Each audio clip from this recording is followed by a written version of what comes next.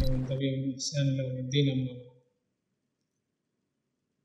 খুবই আনন্দ লাগছে আমরা যারা শুধু নামাজ রোজা নয় বরং বিজনেসেও শরিয়া এবং ইথিক্সকে বিলং করার জন্য একত্রিত হয়েছি এরকম একটি আয়োজনে উপস্থিত হতে পেরে খুবই ভালো লাগছে আমার আলহামদুলিল্লাহ আপনাদেরও নিশ্চয়ই ভালো লাগছে কারণ আমরা বিলিভ করি যে আমাদের বিজনেস এটি শুধুমাত্র ইহকালের জন্য নয় তাই না আমাদের প্রত্যেকটি স্টেপ আমাদের প্রত্যেকটি বিহেভ এটা একটা ইম্প্যাক্ট দুনিয়াতে আমরা দেখি একটা প্রতিক্রিয়া দুনিয়াতে হয় আর একটা প্রতিক্রিয়া আমার জানতে সেটা আখিরাতে সেটা হতে পারে ভালো সেটা হতে পারে মন্দ তো আলহামদুলিল্লাহ আমাদের বিজনেসের প্রত্যেকটা ইম্প্যাক্ট এটা যেমন আমি প্রত্যাশা করি এজ এ বিজনেসম্যান যে দুনিয়াতে একটা গুড ইম্প্যাক্ট হোক ঠিক তেমনিভাবে এটা আখিরাতেও একটা ভালো গুড একটা ইম্প্যাক্ট তৈরি হোক একটা কনসিকুয়েন্স তৈরি হোক সেটা কিন্তু প্রত্যাশা করি আমি আমরা সবাই আজকের সেশন মূলত স্পেশালি আমার ইহকাল যে ব্যবসাটা আছে সেটা অবশ্যই ভালো হবে পাশাপাশি ভালোটার যেন আরও বেশি দীর্ঘায়িত হয়ে আমার যে চূড়ান্ত যে জীবন পরকাল সেখানেও যেন আমার একটা ডিপোজিট ক্রিয়েট হয় সেটার জন্য আজকের এই সেশনটা আমি আলহামদুলিল্লাহ আমি কৃতজ্ঞতা আদায় করছি কওমি উদ্যোক্তা এবং আইবে কনসালটেন্সি এবং আপনাদের সবার কারণ আপনারা এই অনুষ্ঠানে আজকে প্রাণ মূল শিরোনামে আমি যেটা দেখতে পাচ্ছি ইসলামের দৃষ্টিতে ব্যবসা একটি সফল পথের দিশা আমরা আমাদের আলোচনাটাকে যেহেতু এটা একটি ওয়ার্কশপ এবং এখানে গতানুগতিক ধারায় কোনো ওয়াজ মাহফিল নয় আমি যেটা প্রত্যাশা করব যে সেটা হলো যে আপনারা প্রশ্ন করবেন আমার আলোচনার মাঝখানে থামিয়ে দেবেন যত খুশি থামাবেন কোনো আপত্তি নেই এবং নোট রাখবেন প্রশ্নোত্তর সেশন থাকবে যেভাবে আমি আমার আলোচনাটাকে খুব অল্প সময় সাজানোর চেষ্টা করেছি সেটা হলো আমরা বেসিক্যালি কয়েকটা বিষয় নিয়ে কথা বলবো ইনশাল্লাহ প্রথম হলো যে আমার নিজের একটা জার্নি যে জার্নিটা থেকে আমি মনে করি যে আমার মতো যারা তরুণ তাদের হয়তো সেখান থেকে একটা লার্নিং থাকতে পারে ইনশাল্লাহ সেটা আমি ছোট্ট করে তুলে ধরার চেষ্টা করবো ইনশাল্লাহ এবং এরপরে আমার আলোচনায় থাকবে যে আমরা যে বিজনেস করব এর আসলে in term of as a Muslim এর লক্ষ্যটা আসলে কেমন হওয়া উচিত এবং সেই লক্ষ্যে আমরা আমাদের বিজনেসের প্রত্যেকটা স্টেপে আমরা অবিচল থাকার জন্য আমাদের কী করণীয় এই জায়গায় কিছু কথা আলোচনা হবে এরপরে আমার 3 নম্বর পয়েন্ট থাকবে সেটা হলো একজন বিজনেসম্যান যিনি ব্যবসায়ী তার আসলে কি ধরনের গুণাবলী তার থাকা উচিত আমি ওই ধরেন আমরা অনেক গুণাবলী জানি ওই ওয়াজের দিকে আমি যাব না আমি চেষ্টা করব যে ওই গুণটা প্র্যাকটিক্যাল লাইফে বিজনেস লাইফে আমরা আসলে কীভাবে অর্জন করতে পারি ফর এক্সাম্পল আমানতদারিতা থাকা এটা কেনা জানে একজন বিজনেসম্যানের একটা গুণ থাকতে হবে বাট আমরা এটা জানি কম বা আলোচনা হয় কম যে বিজনেসে কত বিহেভিয়ার আমার আমানত লঙ্ঘন হয় যে আমি টেরি পাই না এটা হবে আমার ফোকাসে আলোচনা আমানতদারিতার উপর 1 ঘন্টা ওয়াজ নসিহত ইউটিউব থেকে বিভিন্ন জায়গা থেকে আপনি জেনে নেবেন ওই দিকে আজকে যাব না আমি ইনশাল্লাহ তারপরে আমার আলোচনায় থাকবে ইনশাল্লাহ এখানে অনেকগুলো কেস স্টাডি থাকবে এবং কেস স্টাডিগুলোর পরে আমরা চলে যাব বর্তমান বিজনেসের সাথে সবচেয়ে সম্পৃক্ত একটা শব্দ বলেন তো এখন যদি কেউ বিজনেস চিন্তা করে সাথে যে শব্দটা হালাল সুদ মানে পুঁজি আর ধরেন আপনার শরীয়ত না এমনি ধরেন কেউ বিজনেস করতে চায় এখন সে কীভাবে মানুষের কাছে যাবে তাহলে কি অনলাইন বুস্ট তাহলে অনলাইনের সাথে বিজনেস খুবই ইন্টিগ্রেটেড হয়ে আছে এই অনলাইন কার্যক্রমের মধ্যে আমরা যদি বিজনেস অনলাইনে নিয়ে যাই সেখানে আপনার কত ধরনের শরীর ইস্যু থাকে একটা বলেন তো দেখি ড্রপশিপিং মনিটাইজেশন ইউটিউব করবেন না আপনি কন্টেন্ট তৈরি করবেন, অনেকগুলো ইস্যু আছে সেখানে, রিভিউ তৈরি করা, কন্টেন্ট তৈরি করা, এখানে বেশ কিছু ইস্যু আছে যেগুলো আমরা গত মোর দেন 10 years আমরা as a sharia consultancy firm শত কেস আমরা হ্যান্ডেল করেছি। বিজনেসের যে কত ধরনের শারিয়া অ্যাপ্লিকেশন হতে পারে, কত ধরনের বিজনেসে খুঁটিনাটি জিনিস থাকে যেটা আসলে দিনদার আপনি জানেন যে সুদ থেকে বেঁচে থাকা এটা একেবারে ওয়াজিব, ফরজ, কিন্তু এরপরেও মানে আমাদের কাছে এত কেস যে সুদে জড়িয়ে যাচ্ছে দিনদার মানুষ, সেটা অনলাইন হোক অফলাইন হোক, এরকম অনেকগুলো কেস স্টাডি আসবে। আজকে মূলত আমি আগে নিয়ত করে এসেছি যে প্র্যাকটিক্যাল জিনিসগুলো যতটা পারা যায় নিয়ে আসা। এখানে এই অনলাইন বিজনেসে আমাদের কি কি ধরনের সতর্কতা দরকার সে বিষয়গুলো উঠে আসবে ইনশাল্লাহ। মূলত এটাই হবে আমার শেষ আলোচনা, এরপরে আমরা প্রশ্নোত্তর পর্বে চলে যাব ইনশাল্লাহ।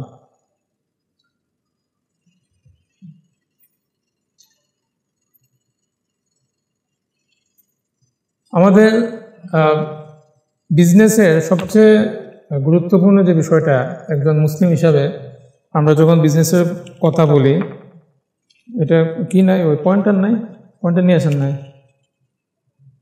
আচ্ছা, এর আগে এখানে আমার স্লাইডে একটা সংক্ষিপ্ত ইন্ট্রো দেওয়া আছে, আপনাদের সাথে আরও কাছাকাছি হওয়ার জন্য ইন্ট্রোটা শেয়ার করা দরকার। একাডেমিক এবং রিসার্চ বিভিন্ন সেক্টরে আমার সম্পৃক্ততা আছে। এখানে বাংলাদেশ ব্যাংকে আমরা তো জানি সুকুক ইস্যু হয় না, বাংলাদেশ ব্যাংক থেকে সুকুক ইস্যু হয়। এই সুকুকের টেকনিক্যাল যে কমিটি বাংলাদেশ ব্যাংকে, ওখানে আলহামদুলিল্লাহ মেম্বারশিপ আছে আলহামদুলিল্লাহ। এগুলো বলার উদ্দেশ্য হলো যে আমি বই পড়ে এখানে আসি নাই, এটা ইনশিওর করার জন্য, কারণ আমাদেরকে দেখলে মনে হয় জুব্বা পড়া মানুষ হয়তো উনি পদ্মসেট করে আবার চলে যাবেন, বাট সেটা নয়। এটা বোঝার জন্য এই কথাগুলো শেয়ার করা, আর কিছু না। কনফিডেন্স বিল্ড আপ করা দরকার, ওলা কিন্তু ইয়াতমাইন্না কলবি, কোরআন কারিমে আসছে না, আলেমরা সহজে বুঝতে পারবেন। তাকাফুল ইসলামিক ইন্স্যুরেন্স, আমি তাকাফুল ইসলামিক ইন্স্যুরেন্স, সেখানে বেঙ্গল ইসলামিক লাইফ ইন্স্যুরেন্সের শারিয়া কনসালটেন্ট হিসেবে আছি প্রায় মোর দেন 3 years। ইন্টারন্যাশনাল রুলসের মধ্যে আওফি হলো যারা আপনার পুরো ওয়ার্ল্ডে ইসলামিক ফাইন্যান্সের শারিয়া স্ট্যান্ডার্ড তারা মেকিং করে, ওইটার কয়েকটা রুল আছে, পজিশন আছে আলহামদুলিল্লাহ। আইফএ কনসালটেন্সি তো আমরা শুরু করেছি মুফতি সুলতান ভাই আমরা একসাথে। তো এই ছিল সংক্ষিপ্ত। আমরা আজকে আলোচনা আমার মূলত এই জিনিসটাকে হাইলাইট করতে চাই, এটা আমার একদম টপ একটা জায়গা। বিজনেসের সাথে আমরা ইথিক্স চাই এবং শরিয়া, কিভাবে আমাদের বিজনেসের সাথে ইথিক্স এবং শরিয়াকে আমরা একসাথে নিয়ে আমাদের বিজনেসটাকে রান করতে পারবো, মূলত সেটাই আজকে আলোচনার মূল ফোকাস। আমরা যখন কাজ শুরু করি, ছোট্ট করে যদি শেয়ার করি, আমরা 2015 সনে একদম মাদ্রাসায় শিক্ষকতা দিয়ে আমাদের কর্মজীবন শুরু। বাট 2015 সন থেকে আমরা চেষ্টা করেছি যে মানুষের মধ্যে কিভাবে আসলে এই বিজনেসে এবং তার চাকরি জবে এই সকল জায়গায় সে হালালকে গ্রহণ করবে, কিভাবে হালালের ব্যাপারে অ্যাওয়ারনেস কিভাবে বিল্ড আপ করা যায়, এটা নিয়ে আমরা কাজ শুরু করি। এবং এটা যখন আমরা চিন্তা করি তখন চিন্তাটা তো সহজ, বাট প্র্যাকটিক্যালি এটা অনেক কঠিন ছিল, কারণ বাংলাদেশে ইসলামী অর্থনীতি নিয়ে তখন কোনো কারিকুলাম ডেভেলপ করা নেই। এখন তো অনেক কিছু আছে, 15 সনে কিছুই নেই, ইসলামী অর্থনীতি নিয়ে কেউ শিখবে এর কোনো প্ল্যাটফর্ম ছিল না তখন। তো দেশ বিদেশ থেকে বিভিন্ন কারিকুলাম সংগ্রহ করে সেটা নিয়ে আমরা কাজ শুরু করি আলহামদুলিল্লাহ।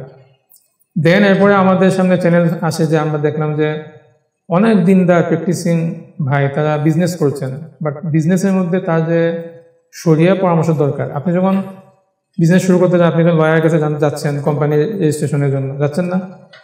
বাট আমরা বাংলাদেশে এটা দেখি না যে বিজনেস শুরু করতে গেলে আমার শরিয়া পরামর্শ দরকার। এই চিন্তাটা আমরা দেখলাম যে এটা মিসিং। এটা আমরা চাইলাম যে তাহলে এটা যারা বিজনেস করবে ওদের মধ্যে কীভাবে এটাকে এস্টাবলিশ করা যায়। এটা যখন চিন্তা করলাম তখন আরেকটা চ্যালেঞ্জ আসলো। আগে তো একটা চ্যালেঞ্জ ছিল যে ইসলামিক ফাইন্যান্সে আপনার কোনো সামনে কারিকুলাম নেই, ট্রেনিং আউটলাইন নেই, সেটা একটা চ্যালেঞ্জ। আমরা না হয় স্টাডি করে বিদেশ থেকে বিভিন্ন কারিকুলাম নিয়ে আমরা এটা ডেভেলপ করেছি। বাট আমরা যখন চাইলাম যে না আমরা কর্পোরেটে বা বিজনেসে আমরা শরিয়া কনসালটেন্সিকে নিয়ে যাব, তখন সবচেয়ে বড় চ্যালেঞ্জ ছিল আমাদের জন্য যে কর্পোরেট ল্যাঙ্গুয়েজটা বোঝা। কর্পোরেট ডকুমেন্টস বুঝতে পারা, ব্যালেন্স শিটটা বুঝতে পারা, এগুলো তো আমরা শিখি না, আমরা পড়ি না, আমাদের মাদ্রাসাগুলো পড়ানো হয় না। এই চ্যালেঞ্জটাকে আমরা উত্তরণ করার জন্য আমাদেরকে তখন প্রচুর স্টাডি করতে হয়েছে, দেশ বিদেশে বিভিন্ন পড়াশোনা করতে হয়েছে, আওফির এক্সাম দিতে হয়েছে, CS ডাবল এ, যেটা সার্টিফাইড শরিয়া অ্যাডভাইজার অ্যান্ড অডিটর, সেই এক্সাম দিতে হয়েছে। আধুনিক ফাইন্যান্সগুলো বোঝার চেষ্টা করতে হয়েছে। আলহামদুলিল্লাহ এরপরে 10 বছরের জার্নি এখন আমাদের, 2015 থেকে 2025 একটা বিশাল টিম প্রতিষ্ঠা হয়েছে আলহামদুলিল্লাহ, যারা সেখানে আপনার 10-15 জনের একটা টিম আমাদের তৈরি হয়ে গেছে, যারা বাংলাদেশের যে কোনো কর্পোরেটের শরিয়া ফ্রেমওয়ার্কিং করতে তারা দক্ষ আলহামদুলিল্লাহ। এটা বাংলাদেশে একমাত্র প্রতিষ্ঠান। আপনি যদি পাকিস্তানে যান, মুফতি তাকিউল উসমানী সাহেবের ব্যক্তিগত পারিবারিক কোম্পানি আছে একটা, উসমানী অ্যান্ড কুং, তাদের নিজস্ব উসমানী অ্যান্ড কুং এর অধীনে শরিয়া অ্যাডভাইজারি ফার্ম আছে আমাদের IFA কনসালটেন্সির মতো। মুম্বাইয়ে আপনার মুফতি খালেদ সাইফুল্লাহ রহমানী সাহেব, তাদের আপনার উনি তাসিসে বসেন। তাসিস হলো আপনার ওয়ান অফ দ্য মোস্ট শরিয়া কনসালটেন্সি ফার্ম, এবং ওই তাসিসে কিন্তু আপনার আমাদের চিটাগং স্টক এক্সচেঞ্জের শরিয়া ইন্ডেক্সের শরিয়া অ্যাডভাইজার তারা। সেখানে তাহলে আলেমরা বিভিন্ন জায়গাতে এই বিষয়ে কাজ করছেন। বাংলাদেশে ছিল একটা মিসিং। আলহামদুলিল্লাহ আল্লাহ তৌফিকে আমরা 2015 থেকে আমরা শুরু করি, এখন সেটা 10 বছর অতিক্রম করতে যাচ্ছে। আমাদের কাজই হলো আপনাদের মধ্যে যারা বিজনেস করছেন, সেই বিজনেসটাকে কিভাবে শরিয়ার সাথে, ইথিক্সের সাথে এটাকে অ্যালাইন করা যায়, এগুলো নিয়ে আমাদের কাজ।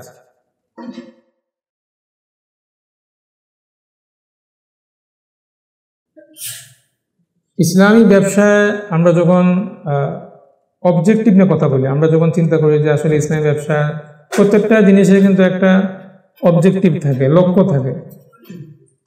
আমরা এখানে আসছি এটা লক্ষ্য নিয়ে আসছি না, এখানে থেকে আমরা ঘুমানোর জন্য আসি না, যদিও মাঝে মধ্যে ঘুম চলে আসে, কারণ এটা লক্ষ্য না, এখানে কেউ ঘুমানোর জন্য আসি না এখানে, বা অমনোযোগী হওয়ার নিয়ত তো আসিনি, একটা লার্নিং আউটকাম যেন আমরা পাই। এজ এ মুসলিম আমরা যখন চিন্তা করি যে আমার বিজনেসের লক্ষ্যটা কী হওয়া উচিত, একজন মুসলিম হিসাবে আমরা আমাদের এই অভিজ্ঞতার আলোকে এই 4টা জিনিসকে আমরা আইডেন্টিফাই করতে পেরেছি। যে আমি যখন বিজনেসের ইচ্ছে করব, বিজনেস করতে যাব, প্রত্যেকটা দিন সকালবেলা অথবা ঘুমানোর আগে রাতের বেলা এই 4টা জিনিস আমি যেখানে আমার বিজনেস, মানে যেখানে আমার ওয়ার্ক স্টেশন যেটা থাকবে, সেখানে আমি উপরে লিখে রাখতে পারি চিরকুটের মতো করে, যেটা আমার চোখে পড়বে সব সময়।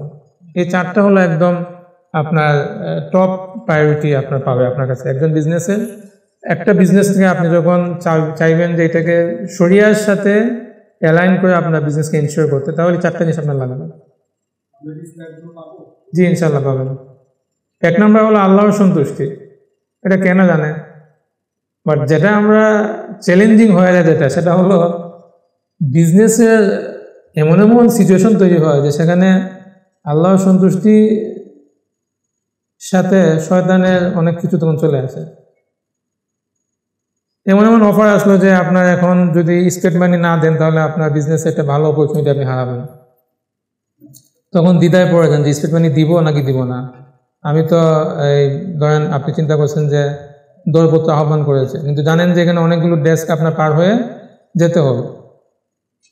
মোটা দাগের কথা জানা আছে যে হ্যাঁ আমাকে আল্লাহর সন্তুষ্টি মাথায় রাখতে হবে, কিন্তু প্র্যাকটিক্যাল বিজনেস লাইফে গিয়ে দেখা যায় যে বিভিন্ন সময় আপনার কনফিউশন তৈরি হয়ে যায়, হয় কি হয় না।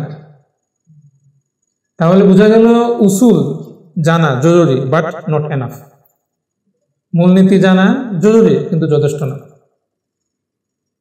আচ্ছা আপনি একটা সহজ প্রশ্ন করি, বাংলাদেশের মানুষ সুদ হারাম এটা কি মানে জানে না? এটা মানুষ জানে। এই বিষয়ে তো না জানার কিছু নাই। এটা একজন মুসলিম সে সুদ হারাম জানে, কিন্তু এরপর দেখেন বাংলাদেশে আপনার টোটাল ব্যাংকিং সেক্টরে ইসলামী ব্যাংকিং এর হোক, সেটা নামেই হোক, এর মাত্র আপনার অবদান হলো 27% পুরো ব্যাংকিং সেক্টর বাংলাদেশের।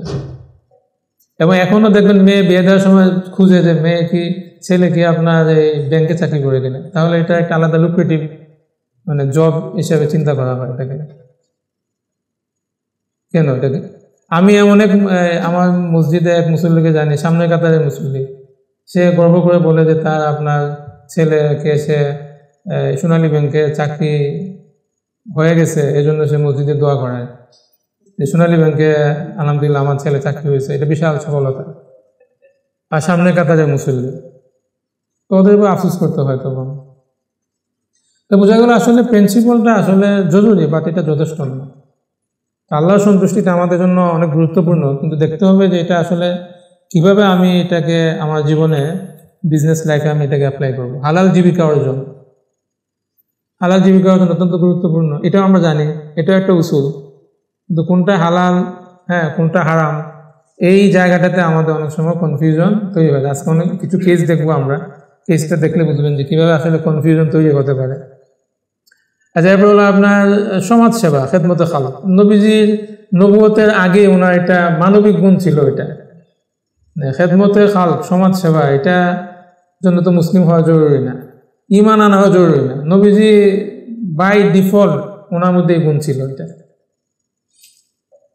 তো বিজনেসে এইটা যদি দেখেন, আজকে আপনার ক্যাপিটালিজমের বিজনেস নেচার আর ইসলামের বিজনেস নেচারের মধ্যে পার্থক্য এই জায়গাতে। ওরা মুখে বলবে যে আমরা সমাজসেবা করতে চাই, কিন্তু বাট দেখবেন যে ওই প্রফিট ম্যাক্সিমাইজেশনের মধ্যে সে আটকে যাচ্ছে। তখন কি করতে হয়, সমাজসেবাকে বোঝানোর জন্য আলাদা একটা CSR করতে হয়। কত বড় মানে ফাঁকিবাজি জিনিস এটা দেখেন। মুসলিমরা তো বাই ডিফল্ট সে CSR করে, কর্পোরেট সোশ্যাল রেসপন্সিবিলিটি। একজন মুসলিম বাই ডিফল্ট তার একটা CSR তো অব্লিগেটরি, কোনটা বলেন, জাকাত, একটা অংশ তো তার অব্লিগেটরি, এটা পার্ট অফ অব্লিগেশন। এটা তারা আমাদেরকে শেখায় না, CSR করি আমরা। ওই CSR মধ্যে আপনার দেখবেন প্রফিট ম্যাক্সিমাইজেশন লাগিয়ে রাখছে, ব্র্যান্ডিং করতেছে যে আমরা বন্যায় অমুক ব্যাংক, প্রাইম ব্যাংক, হ্যাঁ এত টাকা দান করছে, ওখানেও আপনার প্রফিট ম্যাক্সিমাইজেশন ঢুকিয়ে দিছে। এইটাকে আপনার পুঁজি বানিয়ে ডক্টর ইউনূস সাহেব কি করছেন, উনি আপনার এই দেখাইছেন আপনার সোশ্যাল বিজনেস। আপনি বিজনেস করবেন, সেটা সোশ্যালও হবে, বিজনেসও হবে। মানে ধরেন আগে যারা CSR করতো, খুব সূক্ষ্ম একটা জিনিস খেয়াল করেন, CSR যারা করতো তারা তো ভাবতো যে আচ্ছা ঠিক আছে CSR করে দিলাম, ওখান থেকে তো বিজনেসে কিছু নাই, আমি তো ওইটা পাবো না, একদম নন রিফান্ডেবল এটা। ডক্টর ইউনূস সাহেব পাশ্চাত্যকে দেখাইছেন যে না, CSRও হবে, টাকাও ফেরত আসবে। इसका नाम क्या है, সোশ্যাল বিজনেস। এটা হয়তো আপনারা জানেন কি না, সোশ্যাল বিজনেসে কিন্তু একটা বড় শুভঙ্করের ফাঁকি আছে। একটা তথ্য শেয়ার করে, আলোচনা লম্বা হয়ে যাবে পরে, ওটা নিয়ে আমার আলাদা গবেষণা আছে। উনি 2006-এ আপনার নোবেল পান, পিচের উপর উনি নোবেল পেয়েছেন। 2008-এ ক্যালিফোর্নিয়াতে আপনার ওনার এই নোবেলটা যে উনি পাওয়ার যোগ্যতা রাখেন না, এবং ওনার এই সোশ্যাল বিজনেস আসলে একটা প্রতারণা, এটার উপর কনফারেন্সে পেপার আপনার প্রেজেন্ট হয়েছে আপনার, এবং সেটার নাম ছিল আপনার মাইক্রো ফাইন্যান্স ওর ম্যাক্রোফ্রেস মানে প্রতারণা আর কি। আমার কাছে আছে আর্টিকেল, আমি মানে এটা এমন না যে পাওয়া যায় না, আপনি গুগল স্কলারে সার্চ দিলে পাবেন। আপনি 2 বছরের মাথায় আপনার কন্ডেম করা হয়েছে যে ওনার এটা প্রতারণা ছিল। যে এটা নিয়ে আমার ওই সামওয়াইন ব্লগে আমি অনেক লেখালেখি লিখেছি এগুলো নিয়ে, বাট এটা এখনকার গবেষণা, আমার আরও আগের পুরনো গবেষণা। এটা আলোচনাটা অন্যদিকে নিয়ে যাচ্ছি। যেটা বলছিলাম যে আপনার সমাজসেবা, এটা মুসলমানদের বিজনেসে একদম কুল একটা জায়গা। আমাদেরকে কেন আপনি সোশ্যাল বিজনেস শেখাতে আসেন? একজন মুসলিম যখন সে মুড়ি বিক্রি করতেছে, এটাই তার সোশ্যাল বিজনেস, কারণ এই মুড়িটার মধ্যে কোনো কি নাই, ফেক কিছু নাই। এই মুড়িটার মধ্যে আমি এমন কিছু মিশাই নাই যে যা খেলে আপনার তার ক্ষতি হবে কনজিউমারের। এটা অত্যন্ত গুরুত্বপূর্ণ একটা সোশ্যাল বিজনেস। আপনি এখানে ফোকাস না দিয়ে আমাকে CSR দেখাবেন, কি লাভ হলো এটা? জি বলেন। না হারাম না, আমি ইথিক্যাল গ্রাউন্ডে কথা বলছি আর কি। CSR তো ইটসেলফ এটা হারাম বলা যাবে না, বাট আমি বলতে চাচ্ছি যে এগুলো হলো ইকোনমিক্সের বিভিন্ন, ক্যাপিটালিজমের বিভিন্ন ফাঁক ফুকর, এগুলো দিয়ে ওরা চায় যে আপনার একটা এই কৃত্রিম ভালো কিছু তৈরি করতে, আসল ভিতরটা ফাঁকা, সেটা বোঝাতে চাচ্ছি। ওরা আপনার জীবনও আপনার জাকাতের মতো মানে অব্লিগেটরি কিছু বলবে না, বুঝতে পারছেন? তো এই এবং সর্বশেষ অর্থনৈতিক শক্তি, এটা আমাদের গত 10 বছর অভিজ্ঞতা উঠে আসছে। একজন মুসলিম ব্যবসায়ী এইটা লক্ষ্য থাকতে হবে। আমরা সাধারণত ওয়াজ করি যে ভাই বিজনেস করবেন আল্লাহর জন্য, হ্যাঁ ঠিক আছে করবো, কিন্তু আমার লাভ তো থাকতে হবে, আমার প্রফিট থাকতে হবে, নাহলে তো আমি প্রতিযোগিতায় টিকতে পারবো না। হ্যাঁ, আমার তো অস্তিত্ব থাকবে না। মুসলমান ব্যবসায়ী হবে, সে লুজার ব্যবসায়ী হবে না, তো সে আপনার গেইনার বিজনেসম্যান হতে হবে। কেন, আমি কয়েকটা প্রমাণ দিই আপনাদের। এরপরে সাইডটা দেখেন, অত্যন্ত গুরুত্বপূর্ণ। সাহাবায়ে কেরামের আমরা কথা শুনলে তো মনে করি যে ওনারা হয়তো অনেক গরিব ছিলেন। ওই দিনে এক বড় আলেম ওয়াজ করলেন যে হযরত আলী রাদিয়াল্লাহু আনহু আপনার খুতবা দিচ্ছেন, ওনার এক সাহাবী সামনে থেকে ওনার লুঙ্গিতে কাপড়ে কয়টা সেলাই সেটা গুনতেছিলেন। ঠিক আছে, সাহাবায়ে কেরাম গরিব ছিলেন না, ওনারা ছিলেন আপনার, এটা একটা লম্বা আলোচনা। ইসলাম প্রথম আপনার টাচ করেছে ওই সময়ের সবচেয়ে ওয়েলদিস্ট পার্সনদেরকে। এর মধ্যে অন্যতম হলেন হযরত আবু বকর সিদ্দিক রাদিয়াল্লাহু আনহু। উনি ছিলেন ওই সময়ের সবচেয়ে বিত্তবান ব্যক্তি। ওনার টাকাতে কিন্তু বেলাল রাদিয়াল্লাহু আনহু আজাদ হন। ইসলাম কাঁচা পাকা সব ঘরেই গিয়েছে, কিন্তু এর তো নেই যে ইসলামে আসলে সাহাবায়ে কেরাম গরিব হয়, মানে ইসলামটা এমন ওখানে কেউ ঢুকলে গরিব হয়ে যেত। আর বিষয়টা এরকম না, তো ধনীরাই ঢুকেছে ইসলামে, এরপর ইসলামের জন্য বিলিয়ে দিছে। ওরা ইচ্ছা করে প্রথম দিকে গরিবানা হালত গ্রহণ করেছেন, চাপিয়ে দেওয়া জিনিস না এটা। এরপর একটা সময় আবার তাদের অবস্থা ফিরে আসছে। কিন্তু পুরো জিনিসটাকে আমরা আলোচনা করি মাঝে মধ্যে যে ইসলাম মনে হয় এমন যে ওখানে কেউ ঢুকলে বুঝি গরিব হয়ে যেত, এবং গরিবানা হালতে থাকাটাকে ইসলাম পছন্দ করে। আপনি দেখেন একটা ইনফরমেশন দেখেন এখানে, তালহা ইবনে উবাইদুল্লাহ রাদিয়াল্লাহু আনহু ওনার দৈনিক আয় ছিল কত? 1000 দিরহাম। আজকের টাকায় কত আছে? আমি এটা এই আজকের রেটে হিসাব করা, এটা 7,89,000 টাকা, প্রায় 8 লাখ টাকা প্রায়, এবং মাসিক ইনকাম না 2.5 কোটি টাকা। এক সাহাবী আপনার মাসিক ইনকাম ছিল 2.5 কোটি টাকা। কি মানে এগুলো কি এমনি হয়ে যায় 2.5 কোটি টাকা ইনকাম? আপনি আমাদেরকে শোনান সেই তালির গল্প শোনান খালি, ওইটা সাহাবায়ে কেরামের কুরবানি ছিল, ওইটা কারণে তো রাদিয়াল্লাহু আনহু রাদওয়ান হয়ে গেছেন তারা। কিন্তু আরেকটা জায়গাও ছিল তাদের, তারা শরিয়া মেনেই দুনিয়া গ্রহণ করেছেন। দুনিয়া গ্রহণ করতে অসুবিধা নাই, দুনিয়ার মোহটা হলো সমস্যা। দুনিয়া সমস্যা না, মোহ সমস্যা। এই মূল কথা মনে রাখতে হবে। সূরা মুনাফিকুন 9 নং আয়াতে আল্লাহ তাআলা বলেছেন, লা তুলহিকুম আমওয়ালুকুম ওয়ালা আওলাদুকুম আন যিকরিল্লাহ। সম্পদ যেন আল্লাহর জিকির থেকে গাফেল না করে। মানে কি, মোহটা থাকবে না, দুনিয়া পুরোটা আমি ঢুকাইতে পারবো, কোনো অসুবিধা নেই, কিন্তু মোহ থাকবে না। মোহ আরেক জিনিস, মোহটা আপনাকে ওই জিকরুল্লাহ থেকে গাফেল করে দিবে। এরপর এক সাহাবী দেখলাম কি, জুবাইর ইবনুল আওয়াম, সহিহ বুখারীতে আছে ঘটনা। ওনার শুধু রিসোর্ট, আমরা আজকে দেখি না গাজীপুরের রিসোর্ট, উনি রিসোর্টের মালিক ছিলেন। এরকম রিসোর্ট ছিল ওনার, আল গাবা বলা হতো ওই রিসোর্টগুলোতে। ওনার রিসোর্টের ভ্যালু ছিল কত দেখেন আপনি, ইন্তেকালের পর হিসাব করে দেখা হয়েছে এগুলো 3,953 কোটি টাকা শুধু রিসোর্টের ভ্যালু ছিল। 5,02,00,000 দিরহাম। এখানে ইখতিলাফ আছে, এটা কি দিরহাম ছিল না দিনার ছিল। দিনার ধরলে খবর আছে আপনার, বাংলাদেশের বাজেট পার হয়ে যাবে তখন। আমি মানে ইখতিলাফ থাকার কারণে ওই ন্যূনতমটা নিয়েছি।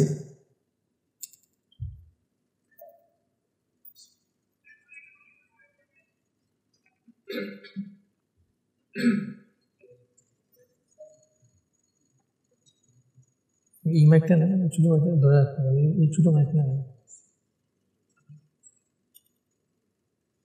তো দেখেন যে সাহাবায়ে কেরামের এই জিন্দেগানিগুলো আমাদের সামনে আলোচনা হয় কম। একটা হীনমন্যতা কাজ করে না যে সাহাবায়ে কেরামের, আমরা যখন তাবলিগে যাই বা কোনো দিনই হালকাতে যাই, মনে হলো দুনিয়া ছেড়ে দেই, আরে কি দুনিয়া, এগুলো চাকরি বাকরি কিছু করবো না, বাদ দেন এগুলো। হ্যাঁ, দুনিয়াবি কাজ। দুনিয়া দুনিয়াবি না, দুনিয়া দুনিয়াবি হয় কখন? মোহ যখন তৈরি হয়। আচ্ছা আমাকে বলেন আপনারা, দুনিয়া যদি ইটসেলফ দুনিয়াবি হয়ে যেত, তাহলে আপনার মাসে 2.5 কোটি টাকা ইনকাম কেন করতেন? হযরত জুবাইর বিন আওয়াম উনি এত রিসোর্ট কেন একটা বারটা কিনছেন? উনি থাকতেন মদিনায়, ওনার ফ্ল্যাট বিজনেস ছিল মিশরে। সহিহ বুখারীর ঘটনা, এগুলো বানানো গল্প না তো। ওনার ফ্ল্যাটের বিজনেস ছিল মিশর পর্যন্ত, থাকতেন মদিনায়। আর রিসোর্ট তো আপনার এক এক রিসোর্টে এগুলো পরিমাণও আছে ইতিহাসে, মানে গাজীপুর সব মিলেও আপনার ফিল হয়ে যাবে, এত লম্বা লম্বা রিসোর্ট ছিল। গাবা বনের মালিক এক সাহাবী একজন। দুনিয়াটা ইটসেলফ কোনো সমস্যা না। হ্যাঁ, উলামায়ে কেরাম আলোচনা করতে যে বলেন, এটা কারণও আছে।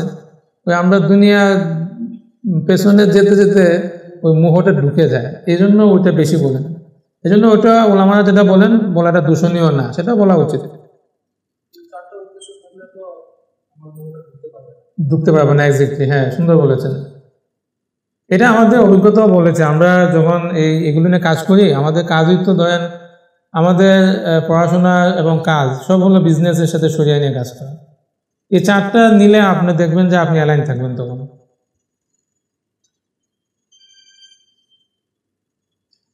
এই দুটো জায়গায় আমি বিভিন্ন জায়গায় বিভিন্ন সেমিনারে বলার চেষ্টা করি যে আসলে আমরা এই দুটো জায়গাতে আমরা খুবই মানে গাফেল থাকি। ব্যবসায় বারাকা আসলে কি? আচ্ছা, প্রথম কথা হলো, আমরা যখন বারাকার কথা বলি, বারাকা বলতে আসলে আমরা কি বুঝি একটু বলেন তো, আমার সাথে শেয়ার করেন। কার মাথায় কি আছে? মানে বরকত বলতে কি বুঝি আমরা? খাওয়ার মধ্যে বরকত হয় না, বেশি উপকৃত হওয়া। আর কেউ কারোর মাথায় কোয়ালিটি। আচ্ছা, কোয়ালিটি। আচ্ছা, এই পাশ থেকে কেউ বলেন বরকত মানে কি? অল্পতে বেশি মনে হওয়া। পেছন থেকে যা সেটাতে আমার জরুরত পুরা হয়ে যাওয়া। ওই পেছন থেকে ওই যে দাঁড়িয়ে হাত দিচ্ছেন, একজনের দাঁড়িয়ে আসছেন, এমনি বলেন বরকত বলতে কি বুঝি আমরা? মানে কি মাথায় আসে বরকত? বলি না আমরা যে আজকে খাওয়ার মধ্যে খুব বরকত হয়েছে। আসলে বরকতের একটা ডেফিনেশন আপনাদের সবার কথাই ঠিক আছে, আপন জায়গায় ঠিক আছে। আমরা যে সম্পদগুলো ব্যবহার করি, টাকা পয়সা, এগুলো তো আসলে ইসেলফ কোনো আমার এটা ম্যাটার না। এটা আমার ইসেলফ কোনো সাবজেক্ট ম্যাটার। এটা আমার টাকা দিয়ে কি করবো? আমি জরুরত পড়া হওয়া, আমার প্রয়োজনটা পুরো হয়ে যাওয়া, এটাই বরকত। অনেক টাকা আছে, প্রয়োজন পুরা হচ্ছে না, একটা পেটালে, এটা বরকত না। ওলামায়ে কেরাম বলেছেন, হযরত তানবী বলেছেন, বরকত মানে হলো আপনার আল্লাহ সুবহানাহু ওয়া তাআলা একটা স্পেশাল রহমত, একটা স্পেশাল কেয়ার আপনার প্রতি থাকা, একটা স্পেশাল কেয়ার আপনার প্রতি থাকা, একটা স্পেশাল বিবেচনা, রহমতের একটা স্পেশাল বিবেচনা আপনার প্রতি থাকা, যে আপনার প্রয়োজনগুলো পুরো হয়ে যাচ্ছে। আপনার অসুখ হলো, ডাক্তার খুঁজে পাচ্ছেন না, হঠাৎ করে দেখলেন না আপনার ওই সময় ওই দিনই আপনার জেলা শহরে ঢাকাতে ভালো ডাক্তার আসছে এবং আপনি সহজে প্রয়োজন পুরো হয়ে গেল। দ্যাট ইজ বারাকা, পার্ট অফ বারাকা। বারাকা মানে আপনার এটা সবসময় নাম্বারে বৃদ্ধি হতে হবে, নট নেসেসারি। ব্যবসায় বরকতটা আছে দুইটা গুরুত্বপূর্ণ জায়গা। একটা হলো আপনার কি লেখা আছে, ঘুরে ব্যবসা কাজ শুরু। ভুর মানে কি? হাদিসের শব্দটা খেয়াল করেন, হাদিসের শব্দটা আসছে আপনার বাকে বা বাকুরা, আল্লাহ বারিকলি ফি উম্মতি ফি বুকুরিয়া। এই বাকে বা বুকুর শব্দটা বলা হয় সুবে সাদিক থেকে নিয়ে সূর্য উদিত হওয়ার আগ পর্যন্ত সময়টা,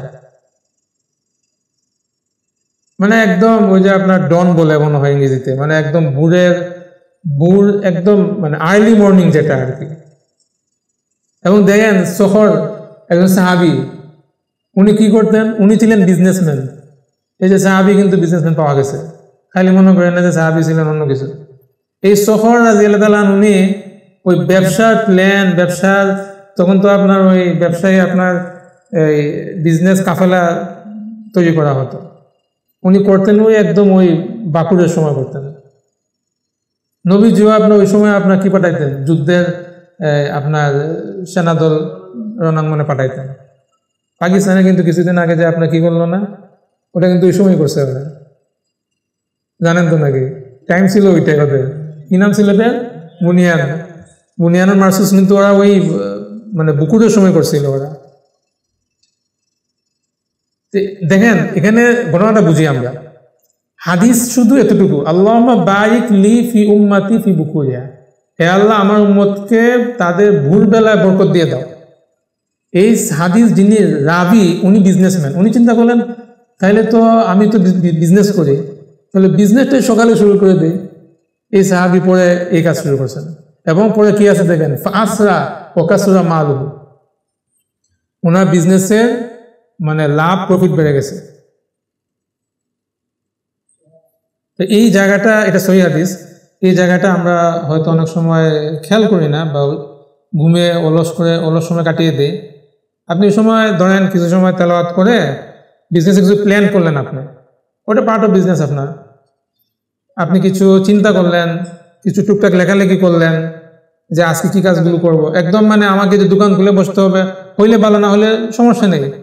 আপনি আল্লাহর কাছে আপনি উসিলা খুঁজেন যে আল্লাহ আমি একটু চেষ্টা করছি, বিজনেসের একটা আইডিয়া তখন নিয়ে আলোচনা করছি, চিন্তা করছি, লেখালেখি করছি, হ্যাঁ বিজনেসে একটা প্রেজেন্টেশন রেডি করছি, ওই সময় হলো তো একটা কাজ তো হলো, এটা করে আপনি একটু ঘুমাই যান, উসিলা আল্লাহ কাছে দাঁড় করতে পারবেন, আল্লাহ আমি একটু কাজ করে কিন্তু ঘুমাইছি, বরকত দিয়ে দিবে।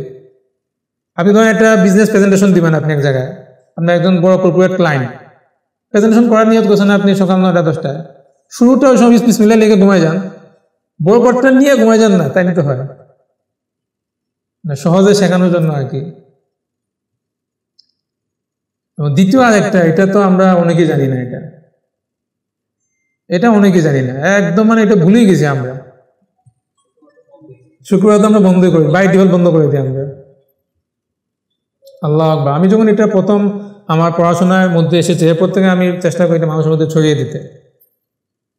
জুমার পরে আমাদের সালাফের সাহাবা এবং তাবেঈন তাদের একটা আমল ছিল, জুমার নামাজের পরে ওনারা ব্যবসা করতেন, এবং এটা ইস্তিমবাদ করছেন ওই সূরা জুমার 10 নং আয়াত থেকে, ফাইজা কুদিয়াতিস সালাত ফান্তাশিরু ফিল আরদ। এর আগে পরে কিন্তু ওই বেচাকেনা ব্যবসা রিলেটেড আলোচনা। জুমার নামাজ হয়ে গেছে, এবার জমিনে ছড়িয়ে পড়ো, ব্যবসা করো। একজন তাবেঈ ছিলেন, বিখ্যাত ফকিহ তাবেঈ সাঈদ বিন জুবায়ের রাহিমাহুল্লাহ। উনি এই নামাজ পড়ে জুমার পরে বের হইতেন, বের হয়ে দোকানে মুলামুলি করতেন, মানে কিনার ইচ্ছা সব দিন তো থাকে না, এমনি বলতেন যে কলমের দাম কত, 10 টাকা, আচ্ছা ঠিক আছে। এরপর আল্লাহকে বলতেন যে আল্লাহ এই যে আমি কিন্তু একটু মুলামুলি করছি, বরকত দিয়ে দিও। বান্দার সাথে মানে আল্লাহর সাথে বান্দার সম্পর্কটা বুঝেন না, এটাকে হাদিসে আসছে কাতুফুলিয়া, এটা শিশুর মতো সম্পর্ক হয়, এটা আল্লাহ দিয়ে দিও, যে একটু করলাম তো বরকত দিয়ে দিও। আব্দুল্লাহ ইবনে বুস, শতবর্ষী সাহাবী, উনি আয়াতের আলোকে ওই জুমার নামাজ পড়ে ফরজ করে বের হয়ে যেতেন, বের হয়ে একটু কেনাকাটা করে আবার এসে নফল করতেন বাকিটা, ওই বরকতটা ধরার জন্য। সালাফের একটা বক্তব্য আছে এরকম, তাফসীর ইবনে কাসির রুহুল মানিতে খুললে পাবেন এই বক্তব্যগুলো। ইযা বা'a ওয়াশতারা ফি ইয়াউমিল জুমআ বা'দা সালাত বুরিকা লাহু 70 মাররাতান। জুমার দিন কেউ যদি জুমার পরে বেচাকেনা করে, তার বিজনেসে 70 বার বরকত নাজিল হয়। এটা হাদিস না, এটা সালাফের একটা বক্তব্য। এটা আমরা ধরেন সহজে করতে পারি, শুক্রবার আপনি ছুটি দেন, অসুবিধা নাই, বাট ওই জুমার পরে একটু চেষ্টা করেন কিছুক্ষণের জন্য দোকানটা খোলা রাখতে। উদ্দেশ্য কি? বরকত নেই, আর কিছু না। মনে মনে নিয়ত, আপনার নিয়তের সাথে আল্লাহ তাআলা আপনার মুআমালা করবেন। একটু বরকতটা খুলবেনই আল্লাহ বরকত নেওয়ার জন্য, 5 মিনিট খুলে আবার শাটডাউন করে ফেলেন, বরকত পেয়ে গেছেন। বরকতের মালিক তো আল্লাহ তাআলা। ইয়ারযুকহু মিন হাইসু লা ইয়াহতাসিব। কল্পনা করবেন না কোত্থেকে কি হয়ে যায়।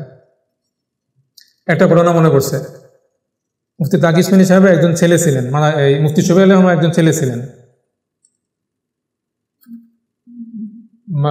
মাওলানা জাকি কাইফি। উনি ছিলেন একজন মানে বিজনেসম্যান।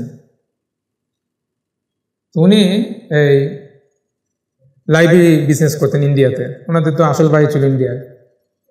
শফি রহমতুল্লাহ ছেলে, তাকি সাহেবের বড় ভাই। তো একদিন বৃষ্টির দিন লাইব্রেরি খুলবেন কি খুলবেন না উনি চিন্তা করতেছেন যে লাইব্রেরি বন্ধের দিন কে বই বই কিনতে আসবে বৃষ্টির দিন, এটা তো কল্পনা করা যায় না। তারপর তিনি চিন্তা করছেন যে আল্লাহ তাআলা যেহেতু আমাকে সুযোগ দিয়েছেন, আমি একটু কি করি, যাই, আমার দায়িত্ব হলো দোকান খুলে বসে থাকা, রিজিক দিবেন আল্লাহ তাআলা।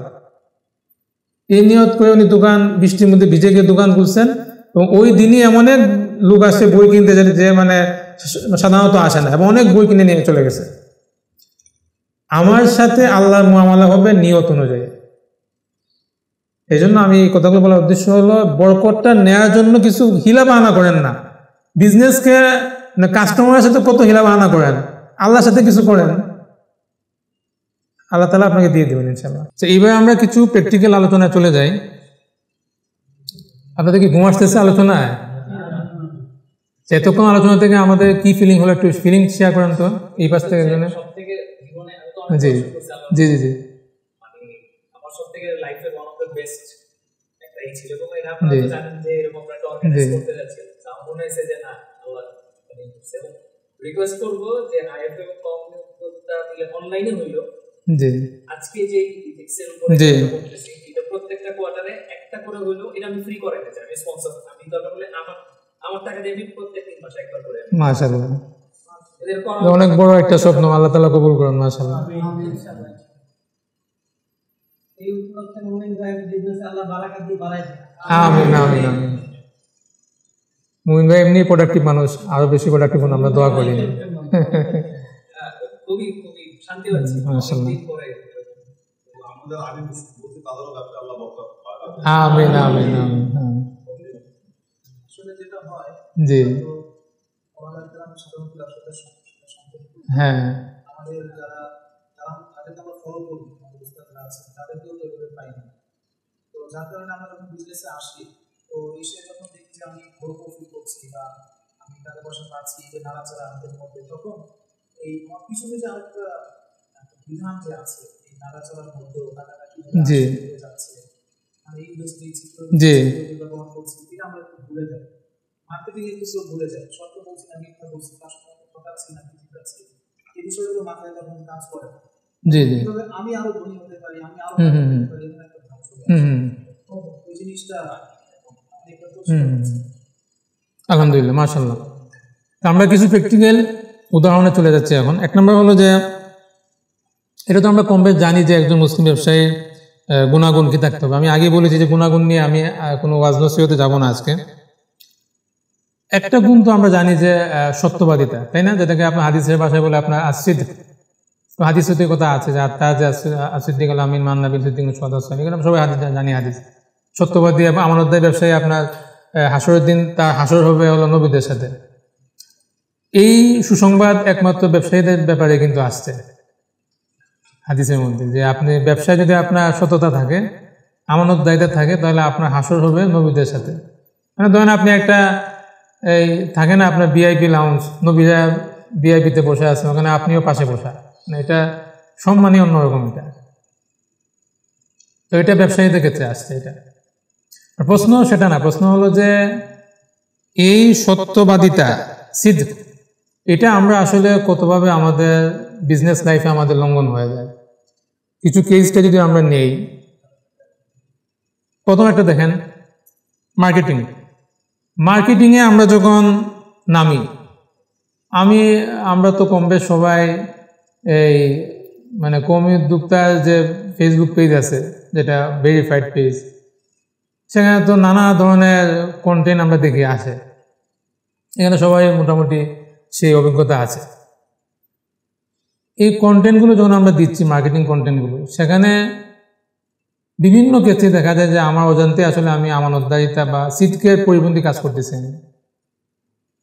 একটা উদাহরণ কি, প্র্যাকটিক্যাল একটা উদাহরণ হলো, এখানে আমরা দেখুন 100% খাঁটি মধু। এই যে আপনি যখন 100% শব্দটা লাগাচ্ছেন, শতভাগ প্রাকৃতিক, শতভাগ খাঁটি, 100% খাঁটি, তো একটা সূক্ষ্ম ব্যাপার খেয়াল করেন। হয়তো আপনি চিন্তা করছেন যে আমি তো মোবাইল থেকে সরাসরি মধু নিয়েছি, আমি তো কিছু মিশাইনি। বাট আপনি এটা জানেন না যে এই মোবাইল হয়তো অক্সিজেনে মৌমাছিকে মানে বাঁচিয়ে রাখার জন্য সে চিনি মিশ্রিত পানিটা নিয়ে মৌমাছিকে খাওয়াইছে। তাহলে তো ওইটা আপনার 100% ন্যাচারাল হলো না তখন। ওটা তো আপনি জানেন না বা জানার চেষ্টাও করেন না, কিন্তু আপনি লিখছেন কি 100% খাঁটি মুরগি। খুব সূক্ষ্মভাবে আপনার ওই সিদ্দিকের জায়গাটা কিন্তু আপনার ছিদ্র তৈরি হয়ে গেছে। এই জন্য আপনার এই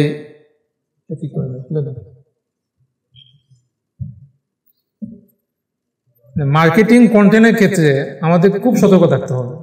এখন প্রশ্ন আসবে যে হুজুর 100% খাঁটি না লিখলে আমার তো মানে আমি তো হারিয়ে যাব, আরেকজন তো ঠিকই পাশের জন লিখতেছে। আজকে সেশনটা ওই পাশের জনের দিকে তাকানোর জন্য না, উপরওয়ালার দিকে তাকানোর জন্য এই সেশনটা। পাশের দিকে আর তাকাবেন না আজকে করতে গেলে। ওই ওই বিশ্বাস তো আপনার রাখতে হবে যে পাশেরওয়ালা আপনাকে দিবে না কিছু।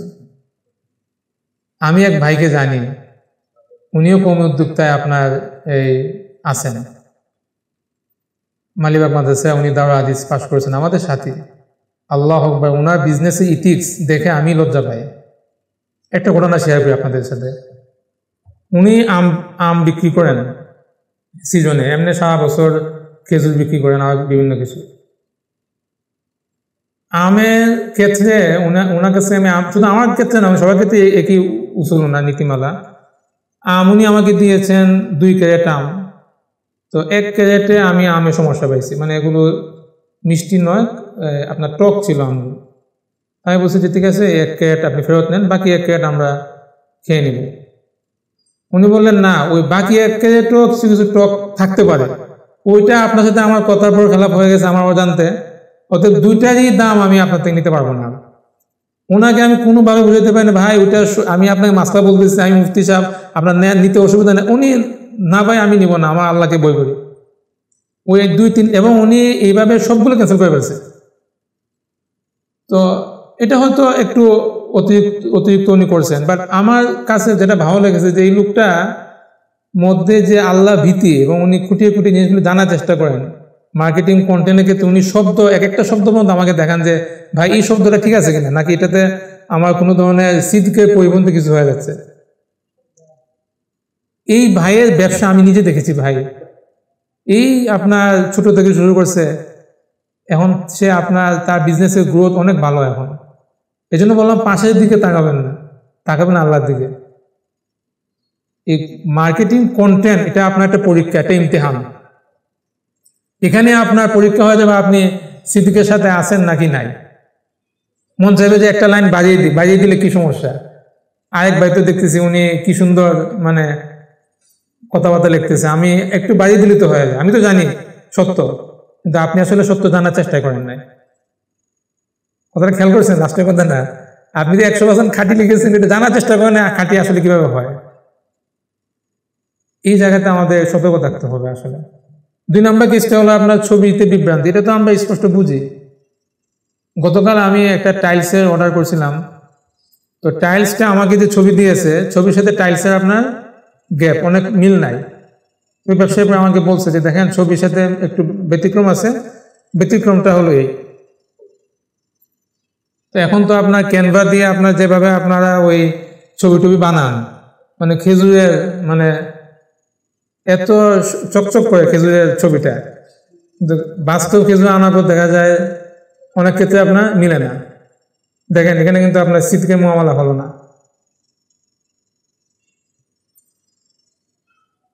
এরপরে আপনার ত্রুটি গোপন করা, এটা তো আরো একটা মারাত্মক ব্যাপার। মানে ব্যবসায় যদি আপনি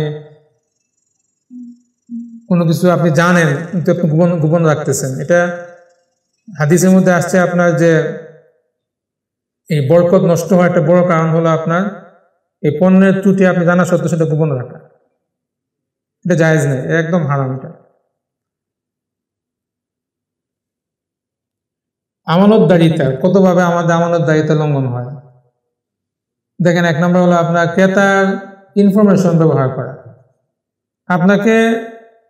ক্রেতা আপনাকে ডেলিভারি সহজ করার জন্য আপনাকে সে তার মোবাইল নাম্বার দিয়েছে, আপনি সেই নাম্বার ইউজ করতেছেন, ওই আপনার হোয়াটসঅ্যাপ গ্রুপে নিয়ে গেছেন যেখানে আপনি বিজনেস ইনফরমেশন দেন। তাকে আপনি না জিজ্ঞেস করে আপনার বিজনেস হোয়াটসঅ্যাপ গ্রুপে যুক্ত করে নিয়েছেন। খেয়াল করছেন? দেখেন না অনেক কত গ্রুপে অ্যাড হয়ে যান আপনি আপনার অজান্তে। মানে এগুলো থেকে বের হতে হইতে মানে আমরা অস্থির হয়ে যাই যে ভাই কেন আমাকে অ্যাড করলেন। এটা আমানতদারিতে পরিপন্থী। এই ইনফরমেশন ব্যবহার করার জন্য আপনাকে আমি দিইনি আমার নাম্বার। এই জন্য আগে অনুমতি নেন যে ভাই আমি আপনাকে কি সামনে এই আমার পণ্যের ব্যাপারে আরো কিছু তথ্য দিব, আপনাকে জিজ্ঞেস করেন। ওই একটা নাম নিচ্ছি না, একটা প্রতিষ্ঠান আপনার এরকম, ওদের কাছ থেকে একবার আমি কি জানি একটা কিনেছিলাম গুড় নাকি, এরপরে ডিরেক্টলি ফোন মারে এই সময় যে আমাদের আরেকটা পণ্য আসছে, নিবেন কিনা আপনি। তো ভাই আমি কি আপনাকে দিয়েছি, বলেছি আমাকে আবার ফোন করে বিরক্ত করার জন্য? এগুলো সূক্ষ্ম আমানতদারিতে খেয়ানত, কারণ আমার ইনফরমেশনটা আপনার কাছে আমানত ছিল এটা।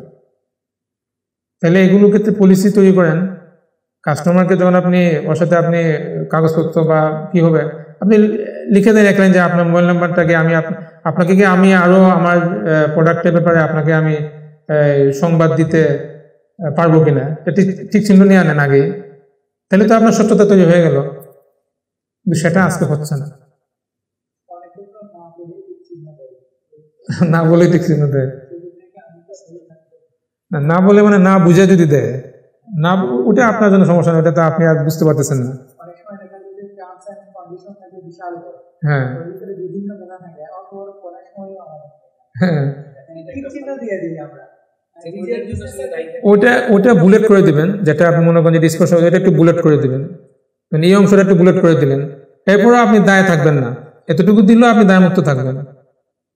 কিন্তু এটা তো ওটা চেয়ে মানে এর চেয়ে তো ওটা আর বেশি খারাপ না, আমি কিছুই করলাম না। এটা তো আপনি কিছুটা আপনার যাই হোক আপনি বলতে পারবেন না ভাই আমি তো আপনাদের অনুমতি নিয়ে যাচ্ছি, ভালো বেটার, কিছুটা বেটার তো হলো, এতটুকু অন্তত বলি। জি বলেন।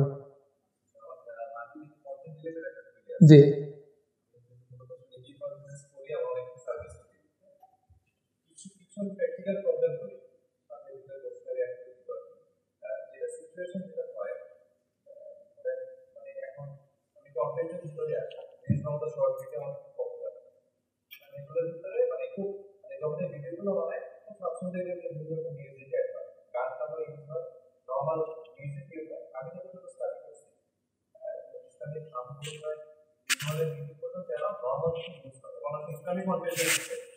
জি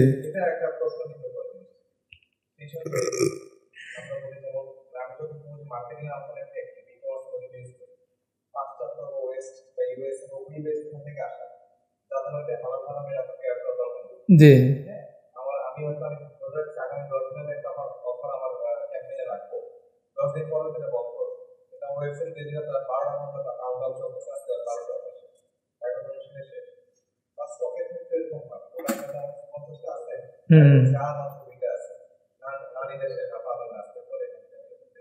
অথচ আপনি কালকেও আবার ঠিকই অফার দেবেন।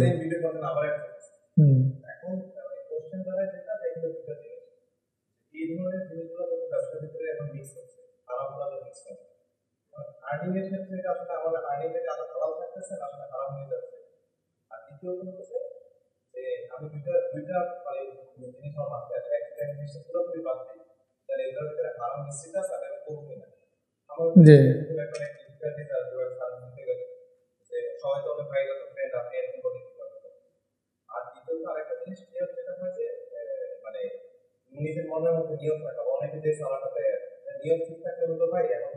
মনে পড়তে পরে পড়বে।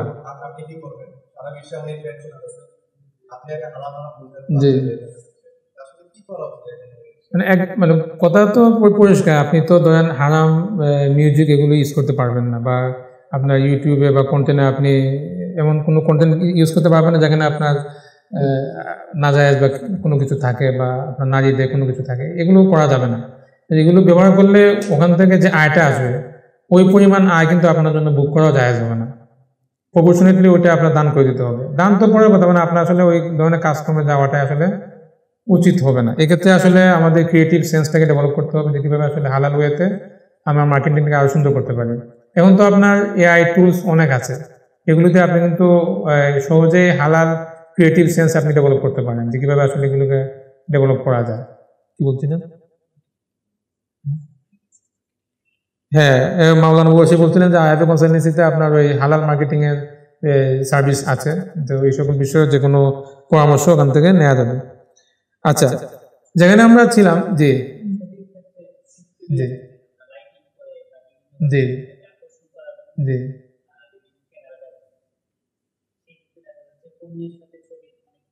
জি আচ্ছা, এখানে আপনার হাসান বসরি রাহিমাহুল্লাহ একটা আশা আছে মুসান্নাফ ইবনে আবি শাইবাতে। উনি বলেছেন যে আপনার বিজনেস যিনি করবেন, বিজনেসম্যান, তিনি অবশ্যই তার পণ্যকে পরিষ্কার পরিচ্ছন্ন রাখবেন যেন ক্রেতারা আকৃষ্ট হয়। তাহলে কি বোঝা গেল? কয়েকটা স্টেপ বুঝি।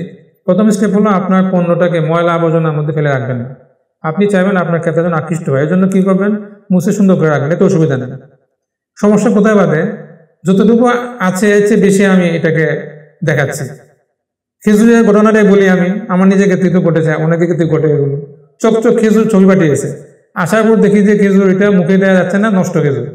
আমি বললাম ভাই কেন এমন হলো? এখন বলতেছে যে এটা তো আসলে ফ্রিজে ছিল অনেকদিন, এই জন্য একটু তিতা হয়ে গেছে। তো ছবিতে তো তিতা নাই, ছবি তো দেখলে মনে হচ্ছে সুবহানাল্লাহ, এটা তো পুরো মনে হয় জান্নাতি খেজুর, মানে এত চকচক করা, মানে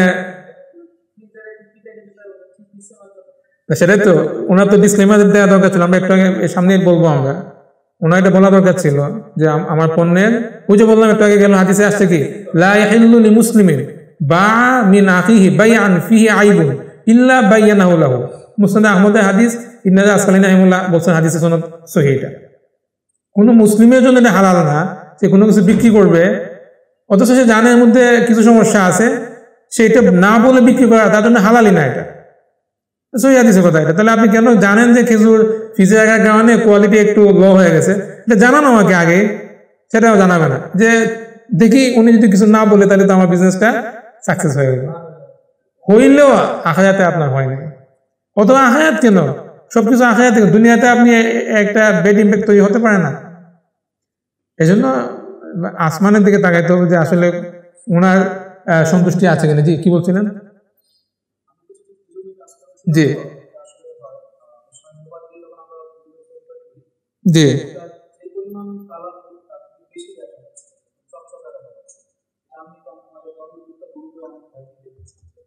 জি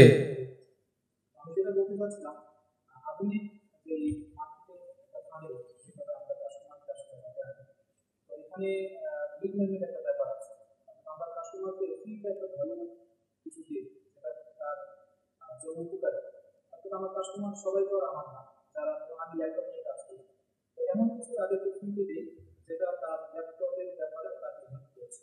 সে কীভাবে ব্যবহার করবে, একটা ল্যাপটপ সে কীভাবে কাজে লাগাবে, কীভাবে দীর্ঘদিন চালাতে পারবে, এরকম একটা গাইডলাইন তাকে আমি দিয়েছি। এর বিনিময়ে সে আমাকে তার নাম্বারটা দিচ্ছে, ফোন নাম্বারটা। তো এখন আমি ফোন নাম্বারে তাকে কিন্তু আমি আরও যে না বিভিন্ন মেসেজ পাঠাচ্ছি সেগুলো তার জন্য ভ্যালুয়েবল, সবগুলোই তাকে উপকার, তার উপকারে আমি এরকম কিছু মেসেজ পাঠিয়ে দিচ্ছি। একটা পথে গিয়ে সে আমার সাথে তার একটা সম্পর্ক হলে তখন সে আমাকে দিচ্ছে। এটা হলো আধুনিক মার্কেটিং প্ল্যান, যেটা আমি এইভাবে দিয়েছি। এখানে যেহেতু আমি তার কোনো ক্ষতি করছি না, আরও জিনিসটাই তাকে আমি দিচ্ছি, এটা কোনো সমস্যা অনুমতি নিয়ে নেবেন, অনুমতি নিয়ে নেবেন যে আমি আপনার সাথে সামনে আরো ইনফরমেশন শেয়ার করব বা করতে চাই, এই জন্য অনুমতি নিয়ে নেবেন। হাদিসে তো আপনার আছে একজনের দরজার নখ মানে প্রবেশ করার আগে আপনাকে গড়ে ঢোকার আগে আপনার অনুমতি চাওয়া হয়েছে। এখনকার যুগে আপনার হোয়াটসঅ্যাপ হলো আপনার একটা মানে গড়ের মতো এগুলো, কারণ আপনি হোয়াটসঅ্যাপে নখ দিচ্ছেন মানে তার গড়ে বেল বাজতেছে, কেউ আপনাকে নোটিফাই করতেছে, এগুলো আওয়াজ হয়, নোটিফিকেশন আসে, তো মানুষের বিরক্তি তৈরি হচ্ছে না। এই জন্য আগে অনুমতি নিয়ে যাবেন আপনাকে নোটিফাই করতে পারি কিনা, তাহলে অসুবিধা নেই। ভালো প্রশ্ন করেছেন।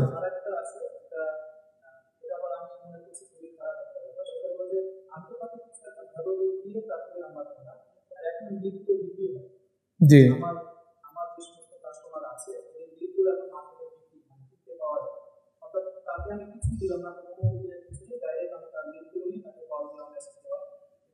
না, সেটা তো আরো আপত্তি করা। আপনি তো সেখানে তো আপনি মানে মিস ইউজ হচ্ছে তার ইনফরমেশনগুলো, এই জায়গাগুলোতে আসলে সতর্ক থাকা হবে। এই জন্য আমি বললাম যেটা এখন আপনার ক্যাপিটালিজমের মার্কেটিং অ্যাপ্রোচ যেটা, সেটা দেখলে আপনি তো মানে হতাশ হয়ে যাবেন। কিন্তু আমাদের মনে রাখতে হবে যে আমাদের রব এই ক্যাপিটালিজম না। আমরা যা ইবাদত করি তিনি তো আমাদেরকে শিখিয়েছেন, ওমাইয়াত্তাকিল্লাহ ইয়াজআল লাহু মাখরাজা ওয়া ইয়ারযুকহু মিন হাইসু লা ইয়াহতাসিব। সূরা তালাকের 2 নং আয়াতে আসছে না? আপনি আল্লাহর কাছে চাইবেন, আল্লাহ এমন ভাবে রিজিক দিবেন আপনি কল্পনা করতে পারবেন না। এখানে প্রত্যেকের লাইফে আপনার এরকম আপনার স্টোরি আছে না, যে আপনি ইয়ারযুকহু মিন হাইসু লা ইয়াহতাসিবের আমল আপনার মানে নমুনা আপনার লাইফে আসছে। প্রত্যেকে যদি বলি, প্রত্যেকে আপনি এক একটা স্টোরি শেয়ার করতে পারবেন যে কিভাবে ইয়ারযুকহু মিন হাইসু লা ইয়াহতাসিব আপনার হয়েছে। তো ওই বিশ্বাসটা আমাদের রাখতে হবে। যাই হোক, আমরা যেখানে ছিলাম অগ্রিম টাকার অপব্যবহার, অনেক সময় আপনাদেরকে হয়তো অ্যাডভান্স মানি আপনাকে দিচ্ছে, তো সেই টাকাটা দিচ্ছে কেন? আপনাকে একটা পণ্য সে আপনি তাকে একটা পণ্য ডেলিভারি করবেন, শরিয়ার দিক থেকে টাকা মালিক আপনি, কিন্তু দেখা গেল ওই টাকাটা আপনি ওই আরেকটা প্রজেক্টে আপনি লাগিয়ে ফেলছেন। এখন ইন ফিউচারে গিয়ে দেখা গেল আপনার ওই প্রোডাক্ট প্রডিউস করার জন্য যে টাকা পাবে, টাকা শর্টকামিং হয়ে গেল আপনার। এখন আপনি ওই আপনার যে ক্লায়েন্ট, ওকে আপনি যথাসময়ে সার্ভিস দিতে পারছেন না। কেন পারছেন না? আপনার তো শর্টকামিং হয়ে গেছে। একেবারে আপনি যদি ফতোয়ার কাছে যান, ফতোয়া বিভাগে যান, ফতোয়া বিভাগ আপনাকে বলবেন না যে ভাই আপনি আপনার জন্য এই টাকা ব্যবহার করা হারাম, সেটা বলবেন আপনাকে, কিন্তু আপনি ইথিক্সে ভায়োলেশন করছেন। আপনি দেখেন, ফতোয়া হলো আপনার মার্জিনালাইজ একটা সলিউশন। সবসময় ফতোয়া আলোকে চলা ঠিক না। হালাল হারামের ফতোয়া কি? ফতোয়া হলো একটা বর্ডার লাইন সলিউশন। এটা আপনাকে বর্ডারের সলিউশন দেয়। এটা ইসলামের সৌন্দর্য না। ফতোয়া সবসময় ইসলামের সৌন্দর্য নয়। আপনি মুফতি সাহেবের কাছে মাথা জিজ্ঞেস করলে উনি যে ফতোয়া দিবেন, এটা সবসময় নট নেসেসারি এটা ইসলামের সৌন্দর্য হওয়া। কারণ মুফতি সাহেবরা আপনার ফোকাস করেন হলো বর্ডারকে লক্ষ্য করে, মার্জিনালাইজ সলিউশন তারা দেন। কিন্তু আপনি এই টাকাটা ব্যবহার করার কারণে আপনি কিন্তু ওই গ্রাহকের সাথে আপনার কমিটমেন্ট আপনার নষ্ট হয়ে গেল। কারণ ফতোয়ার কাছে গেলে আপনি এটাকে নাজায়েজ বলবো না, কিন্তু আপনি আপনার বিজনেসে ইথিক্স আপনি নষ্ট করছেন, ওয়াদা নষ্ট করছেন, সম্পর্ক নষ্ট হবে, হয়তো অনেক একটা লম্বা একটা আপনার ডিসকানেকশন তৈরি হবে আপনার। এই কাজগুলো আমাদের আমানতদারিতার সাথে যায়। 3 নম্বর যে বিষয়টা, এটা আলোচনা হয় কম। আমানতদারিতা সত্যতা সেটা হয়, কিন্তু এইটা যেটা যে শরিয়া মান্যতা নিশ্চিত করা। আমরা এই প্রতি সপ্তাহে আমাদের যে আইএফএ কনসালটেন্সিতে আমরা মিটিং করি, বসি, আমাদের মিটিংগুলোতে প্রতি সপ্তাহে আপনার নানা ধরনের এরকম শরিয়া কেস স্টাডি আমাদের সামনে আসে। আপনি যদি বিজনেসের জন্য কি করেন, আপনি দেখবেন যে আপনি বিজনেসকে আপনি অনেক বেশি গ্রোথ বাড়ানোর জন্য আপনি প্রোডাক্টিভ লেসন নিচ্ছেন, ইউটিউব থেকে, বই থেকে নিচ্ছেন, মাশাআল্লাহ ভালো। আপনার বিজনেস গ্রোথ বাড়ানোর জন্য আপনি বিভিন্ন এই সোহাগ ভাইদের মতো ব্যক্তিদের কাছ থেকে আপনি পরামর্শ নিচ্ছেন, ভালো। কিন্তু আপনি বিজনেসের শরিয়া গ্রোথ বাড়ানোর জন্য ফকির কাছে যান না, মুফতি সাহেবের কাছে আসেন না, শরিয়া কনসার্নের কাছে আসেন না। একটা ইতিহাসের একটা ঘটনা আপনাদেরকে বলি। এটা ইতিহাসের একটা অধ্যায়, আমাদের কাছে এটা আলোচিত হয় না। কানাত তুজ্জার ফিস সালাফ ইজা সাফারু ইস্তাসহাবু মা'আম ফাকিহান। ইতিহাসের গ্রন্থগুলোতে উল্লেখ হয়েছে যে আপনার আগেকার যুগে যারা বিজনেসম্যান ছিলেন, তারা যখন আপনার বিজনেসের জন্য তারা যখন আপনার এই সমুদ্র পথে সফর করতেন, সাথে একজন মৌলবীকে হায়ার করে নিয়ে যেতেন যে চলেন হুজুর আমাদের সাথে, আমরা যাব এবার সিরিয়া যাব ব্যবসা করতে। ভুলতে বসেছি। বিশেষ করে যারা আমরা মাদ্রাসায় পড়েছি, আলেম ওলামা, তারা তো এই ব্যাপারে আরো ভয় লাগবে। এটাও তো একটু শুনতে খারাপ লাগবে যে তো আমিও আলেম, যে দেখা যাচ্ছে যে আমি আলেম, আমি বিজনেস করতেছি, আমি মনে করি আমি তো আলেমই, আমি আবার কার কাছে যাবো? ভাই একটা দুঃখজনক বাস্তবতা বলি, আমাদের গত 10 বছর অভিজ্ঞতায় আলেমদের সমস্যা অনেক বেশি হয়েছে। এটা কেন আমি বলি, কারণ এটা দোষ না আলেমদের। আলেম বলতে আমার মতো যারা ওই আপনার গাফেল আলেম তাদের কথা বলছে, আমাদের উস্তাদের কথা বলছে, আমার মতো যারা নাম কস্তা আলেম তাদের কথা বলছে। বিষয়টা আসলে কি? বিষয়টা হলো যে আসলে মাদ্রাসায় তো আপনার বিজনেসে আধুনিক ফিককে পড়ানো হয় না। তো একজন দাওয়া হাদিস পাস করা ছেলে যখন উদ্যোক্তা হয়ে গেলেন, ভালো মাশাআল্লাহ, কিন্তু উনি দেখা যাচ্ছে ওনার বিজনেসের অনেক এমন জায়গা উনি ভুল করতেছে, যেটা আসলে এটা আলেম হিসেবে করা উচিত, কারণ না ওই নলেজ দেখে। এই জন্য শয়তান যেন আমাদেরকে প্রয়োজনে না দেয় যে আমি তো মাশাআল্লাহ অমুক শাইখের সুহবতে আছে, আমি আবার কার কাছে যাবো? ভাই সুহবত এক জিনিস আর বিজনেসের ফিক আরেক জিনিস। আপনি সুহবতে থাকেন অমুক শাইখের কাছে, কিন্তু আপনার বিজনেস সঠিকভাবে হচ্ছে কিনা এটার জন্য আপনার ওই বিজনেসের শাইখের কাছে আসতে হবে, এটা অন্য জায়গায় গেলে পাবেন না। সব কথা এক জায়গা থেকে নিলে হবে না। দেখেন কি সমস্যা হয়, সব কথা এক জায়গা থেকে নিলে বা আপনি যদি ব্যাপারে কনসাস আপনার তৈরি না হয়। একটা ব্যবসায়িক চুক্তি দেখেন তো কোনো সমস্যা আছে কিনা এখানে।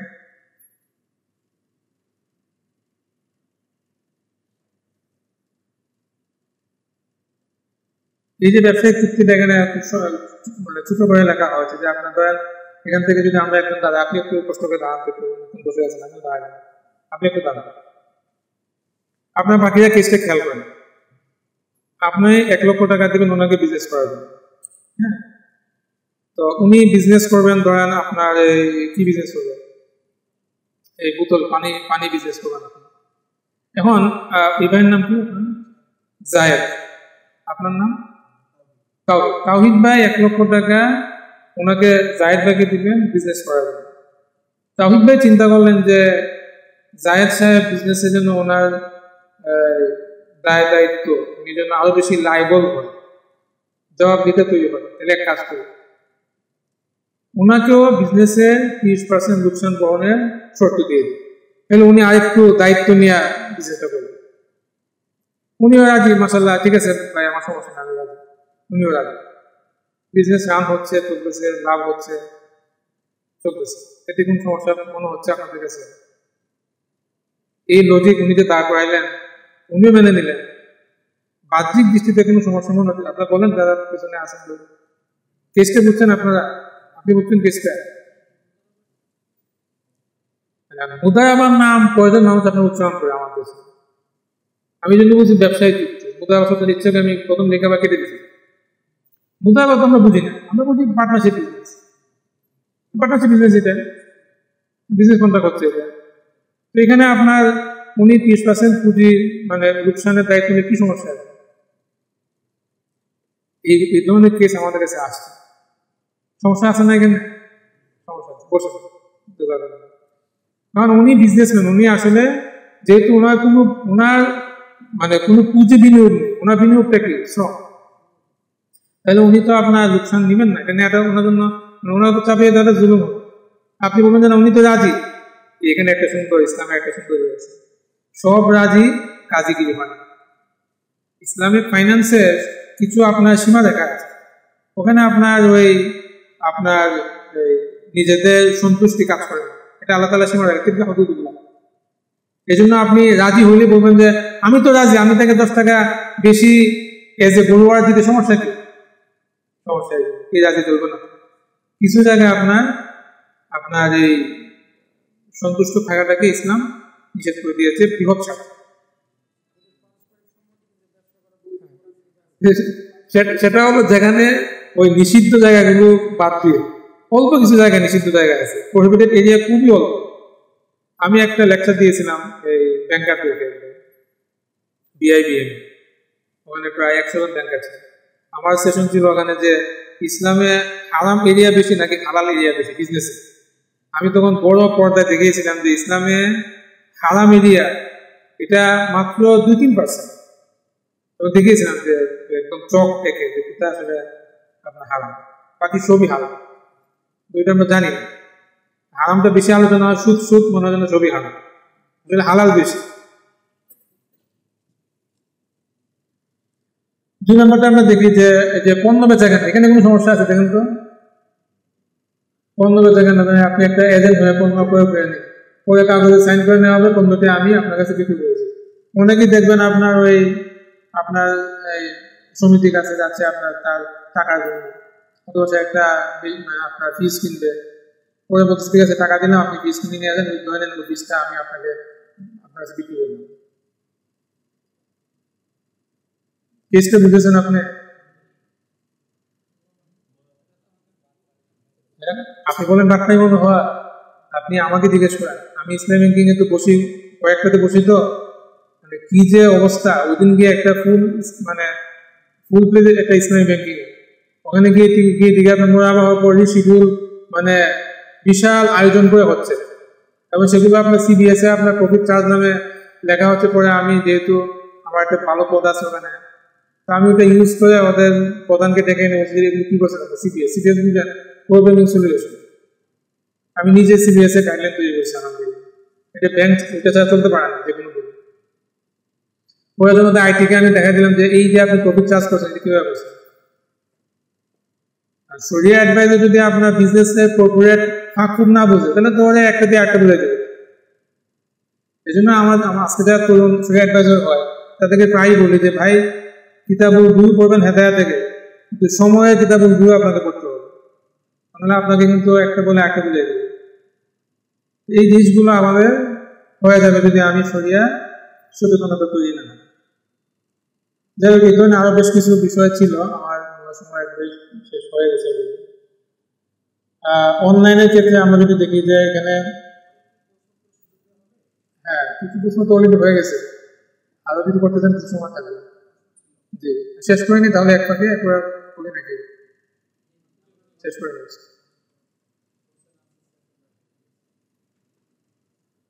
এখানে আমরা অনলাইনের ক্ষেত্রে আমি শুধু ওই ইউটিউব মনিটাইজেশনটা একটু হাইলাইট করি, বাকিগুলো মোটামুটি আলোচনা এসে গেছে। ইউটিউবে চ্যানেল আছে কার কার এখানে বিজনেসের জন্য? বিজনেসের সাথে আপনি ইউটিউব চ্যানেল করেছেন, অনেকেই আছে। মনিটাইজেশনের ব্যাপারটা এটা খেয়াল করি আমরা। দেখেন এখন যে পলিসি আপনার চালু হয়েছে ইউটিউবে, আপনি চান না না চান আপনার অ্যাড আসতে দেন, আসবে না? আসবে। বন্ধ করলেও আসে, না করলেও আসে। হ্যাঁ, বন্ধ করলে আপনি হয়তো কিছু ফিল্টার করতে পারেন, কিন্তু সব ফিল্টার করতে পারবেন না।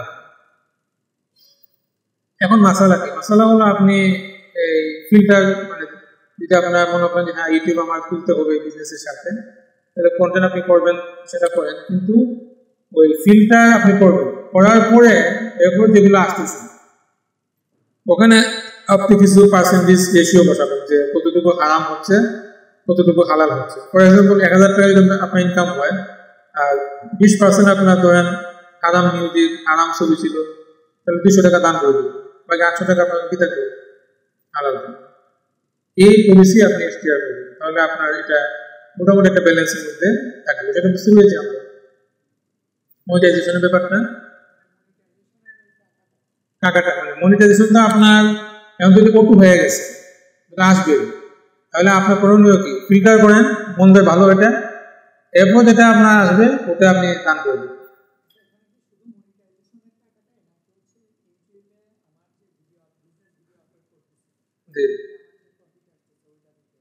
না, ও বিজনেসে তো আলাদা, ওটা তো আপনার কাস্টমার সাথে আপনার সম্পর্ক। ড্রপ শিপিংটা আমরা কি বুঝি? ড্রপ শিপিং আমরা কি বিজনেস করি এখানে? হ্যাঁ, কিভাবে করেন একটু বলেন তো, মানে কে করতে চান?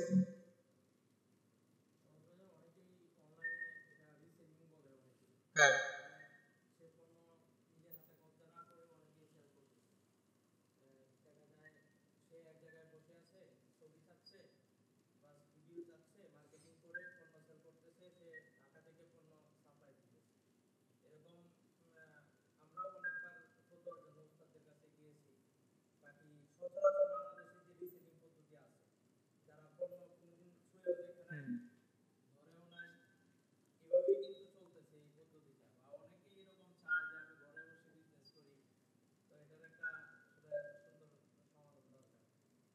ইস্যুটা নিয়ে অনেক গবেষণা হয়েছে ড্রপ শিপিং নিয়ে জীবনে।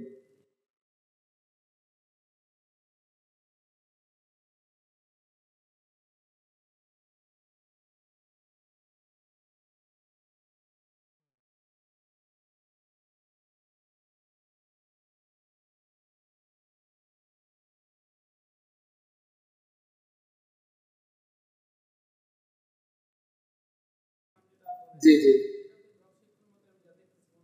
জি, ইস্যুটা জটিল হয়ে গেছে এই জন্য যে হাদিসে আসছে লা তাবি মা লাইসা ইনদাক, যা তোমার হাতে নেই সেটা তুমি বিক্রি করতে পারবে না। এখানে একটা রিস্কের একটা ব্যাপার থাকে, একটা আনসার্টেনটি তৈরি হয়, এই জন্য হাদিস নিষেধ করা আছে। তো এই জন্য এটাকে আপনার ব্যালেন্স করার জন্য কয়েকটা বিকল্প বলা হয়েছে। একটা হলো আপনার ওই সাপ্লায়ার পক্ষ থেকে আপনি এজ এ এজেন্ট কাজ করবেন, তাহলে আপনি আপনার ওই সমস্যা থাকবে না। আরেকটা হলো ওই সিঙ্গাপুরে, যে উদাহরণটা আপনি দিলেন, সিঙ্গাপুরে আপনি ওই মালটা আপনার পক্ষে প্রদর্শন করার জন্য তৃতীয় কাউকে আপনি এজেন্ট তৈরি করে দিবেন, সে এজেন্ট হয়ে প্রদর্শন করবে, এরপর আবার ওই সাপ্লায়ারকে বলবে যে এবার তুমি এটা পাঠাই দেবে। এটা একটা কৌশল, এটা ভালো, এটা চেয়ে ভালো। আরেকটা আরো সহজ পদ্ধতি, ধরেন এগুলো কিছু করা লাগবে না, আপনি সরাসরি বিক্রেতাকে বলবেন যে তুমি আমার পক্ষে কব্জ করো, পজিশন নাও, এরপর তুমি আমার পক্ষে এটা আবার পাঠাই দাও। কথা বুঝতে পেরেছেন? এই সলিউশনটা কিছু ফতোয়া দিয়েছে, বাট এটা সাধারণ সলিউশন না আর কি। এটা ব্যতিক্রম কয়েকটা ফতোয়াতে আছে, যেভাবেও এটাকে চিন্তা করার সুযোগ আছে। দুটো ভিন্ন, একটা হলো কবজের উকিল, ওকিল বিল কবজ, মানে কবজের উকিল ভিন্ন, আর সে বিক্রি উকিল, মানে বিক্রিটা ভিন্ন। উকিল হচ্ছে শুধু কবজে, বিক্রি পার্থক্যটা করা হয়েছে এইভাবে, আপনাকে আমার কবজে উকিল বানিয়েছে বিক্রেতাকে। আঙ্ক কার সাথে আগ্দ ভিন্ন, কবজ ভিন্ন, দুইটা দুই জিনিস হচ্ছে।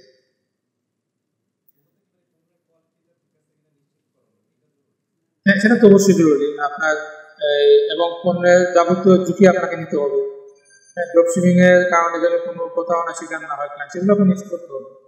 মাঝে ওই যে হাদিসের নিষেধাজ্ঞাটা আছে, ওইটাকে সম্মান জানিয়ে কিভাবে বিজনেসটা করা যায়, এই জন্য ওই তিনটা বিকল্প বলা হয়।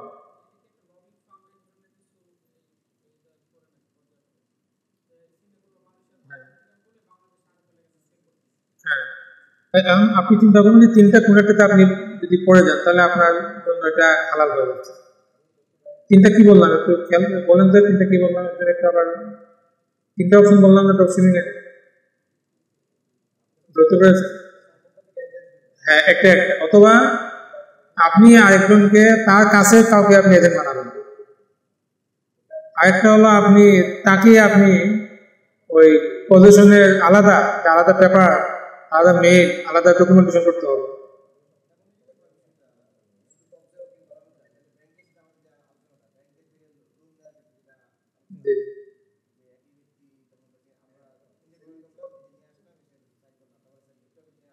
ওইটা তো আপনি ওখানে তো ব্যাংক তো আপনার পণ্য কিনেই নেয়।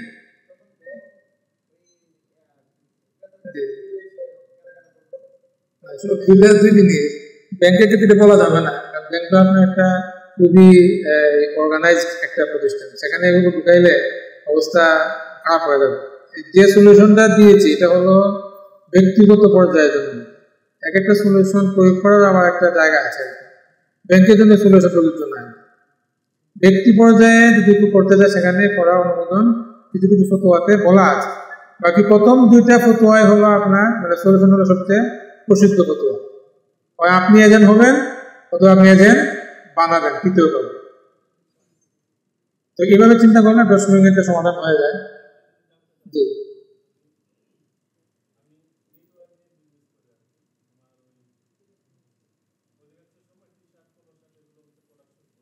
জি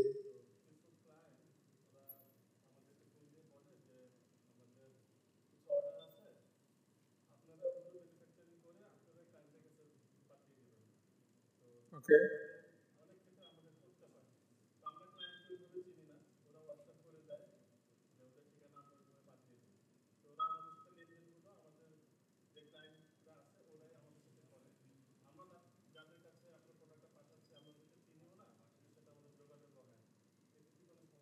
হ্যাঁ, এই কেসটা খেয়াল করি, কেসটা আমরা সবাই বুঝতে পারছি। হ্যাঁ, এই কেসটাকে আমরা কয়েকভাবে সমাধান করতে পারি। একটা হলো যে আপনি ওই তৃতীয় কাউকে আপনি এজেন্ট বানাবেন, ধরেন আপনার বিজনেসে বা আপনার কর্মী নয়, কোনো বন্ধু কাউকে আপনি বলবেন যে তুমি হলে ওই আমাদেরকে যিনি অর্ডার দিচ্ছে তার পক্ষে তুমি এজেন্ট, তাহলে সে আপনার তাকে জানাই রাখবে যে আমরা একটা এজেন্ট নিয়োগ করছি, আপনার পক্ষে সেটা কব্জ করবে এবং এরপর আমাদেরকে আবার দিয়ে দিবে।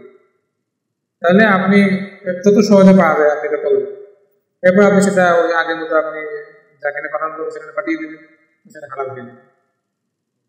শুধু একটু এই হাদিসের সাথে আমাদের সমন্বয়টা করতে হবে। হাদিসে যেটা, এখানে আরো ডিপ অনেক শরিয়া ডিসকাশন আছে, আজকে সেদিকে যাচ্ছি না আমি। হ্যাঁ, ওটাও যদি না পারা যায় তাহলে ওই যেটা আমি বললাম, ওটার জন্য আলাদা ফর্ম তৈরি করবেন।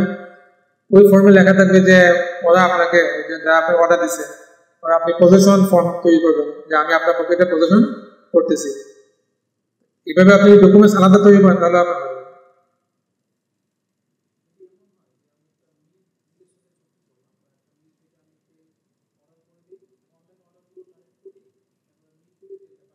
জি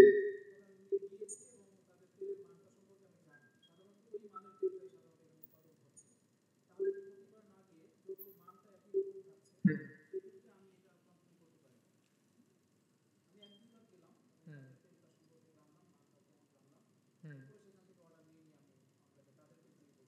কোয়ালিটি ইনশিওর থাকলে তো সমস্যা নেই, যদি আপনি ইনশিওর করতে পারেন অসুবিধা নেই।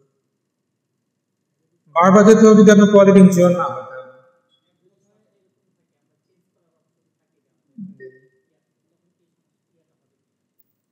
হ্যাঁ, তখন আপনার চেঞ্জ করতে হবে, কোনো সমস্যা হবে না।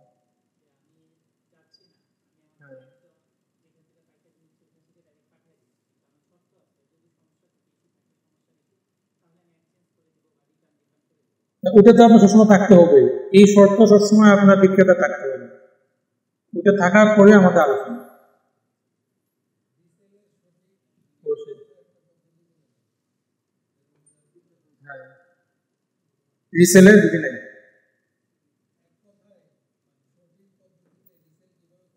মূল কথা তো হলো আপনার পণ্যটা আপনার প্রদর্শনের ঝুঁকিতে আসতে হবে, ঝুঁকিতে না আসার আগে আপনি এটা রিসেল করতে পারবেন না। তো ওটাকে আপনার সহজে করার জন্য আপনি এজেন্ট নিয়োগ দিলে ওটা আপনার পক্ষে প্রদর্শনটা মানে আপনার হাতে এসে যাবে।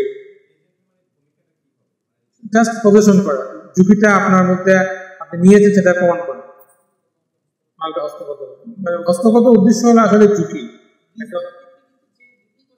জি।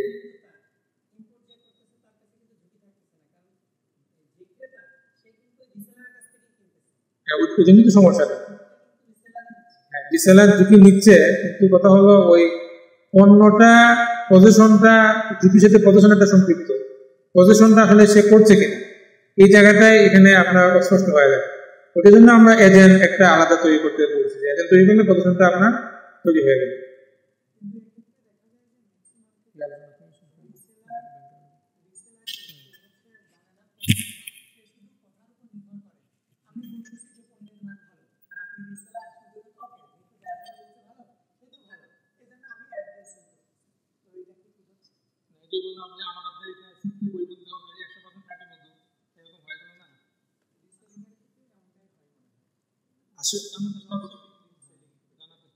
আসলে ব্যাপারটা কি, আমরা বলি রিসেলার বলি, ড্রপ শিপিং বলি, ই কমার্স বলি, প্রত্যেকের ক্ষেত্রেই একটা কমন জিনিস হচ্ছে পজিশনটা না। আপনি যখন একটা জিনিস সেল করবেন তার পূর্বে আপনাকে অবশ্যই পণ্যের রিস্কটা নিতে হবে, এটা হচ্ছে শরিয়ার একটা কোর মানদণ্ড। আমরা সব জায়গায় দেখি যে আপনি সেল করতেছেন, আপনি রিস্ক নিচ্ছেন কিনা, এই জিনিসটা যদি আমরা ইনশিওর করতে পারি সেখানে আমরা বলি না আপনার ক্রয় করা বিক্রি করা এটা হচ্ছে জায়েজ আছে। সো রিসেলের ক্ষেত্রে যেটা বললেন, একটা হচ্ছে আপনি যার পক্ষ থেকে বিক্রি করছেন, যার প্রোডাক্টটা বিক্রি করছেন আপনাদের সরাসরি এজেন্ট, ওইটা একটা সুযোগ। আরেকটা হচ্ছে আপনার সরাসরি এজেন্ট না, এই ক্ষেত্রে যখন বিক্রি করবেন সেক্ষেত্রে আপনাকে অবশ্যই পণ্যের রিস্ক নিতে হবে, পজিশনটা নিতে হবে, এটা হচ্ছে মূল বিষয়। ব্যাপারটা সংক্ষিপ্ত সময় ভাই, ব্যাপারটা হচ্ছে জিনিসটা বলতে গেলে অনেক সময় প্রয়োজন হবে এবং একটু ডিপ আলোচনা বিষয়গুলো। তো আমি কর্ম উদ্যোক্তা ভাইদেরকে অনুরোধ করবো এবং আমরাও আইফা কনসালটেন্সি থেকে ইনশাল্লাহ পরবর্তীতে ড্রপ শিপিং এবং রিসেলিং এগুলো নিয়ে আলাদা একটা সেশন করার চেষ্টা করবো ইনশাল্লাহ অবশ্যই। এবং হোপফুলি মুন ভাইকে বলবো পরের মাসে যদি পসিবল হয় ড্রপ শিপিং রিসেলিং নিয়ে আমরা আমাদের সাথে কনসালটেন্ট টিম যারা আছি সবাই চলে আসবো ইনশাল্লাহ। আপনাদের এই নিয়ে অনেক কনফিউশন আছে, আমরা জানি, আমরা প্রতিনিয়ত প্রতি মাসেই দেখা যায় যে এই বিষয়গুলোর উপর বেশি কোশ্চেন থাকে, ড্রপ শিপিং রিসেলিং, বর্তমানে যে অ্যামাজন ড্রপ শিপিং আছে, শপিফাই আছে, এগুলো আসলে কি বিধান, এগুলো নিয়ে আমরা আলাদা সেশন করবো ইনশাল্লাহ। তো কম সময় আসলে বলতে গেলে আপনারাও প্যাচ থেকে যাবে এবং জিনিসটা মানে ক্লিয়ার হবে না, দেখা যাবে যে ওস্তাদের পক্ষ থেকে ক্লিয়ার করা সম্ভব হবে না।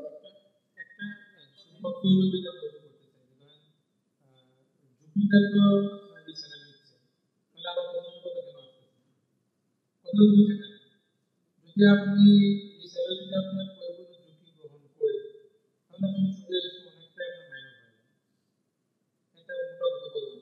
যেহেতু ঝুঁকি আমি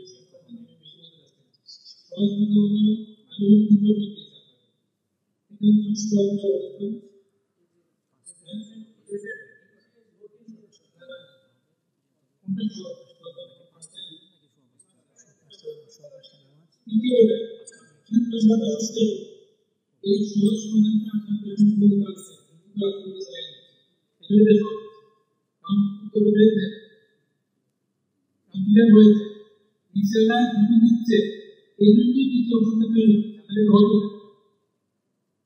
সামনে আমরা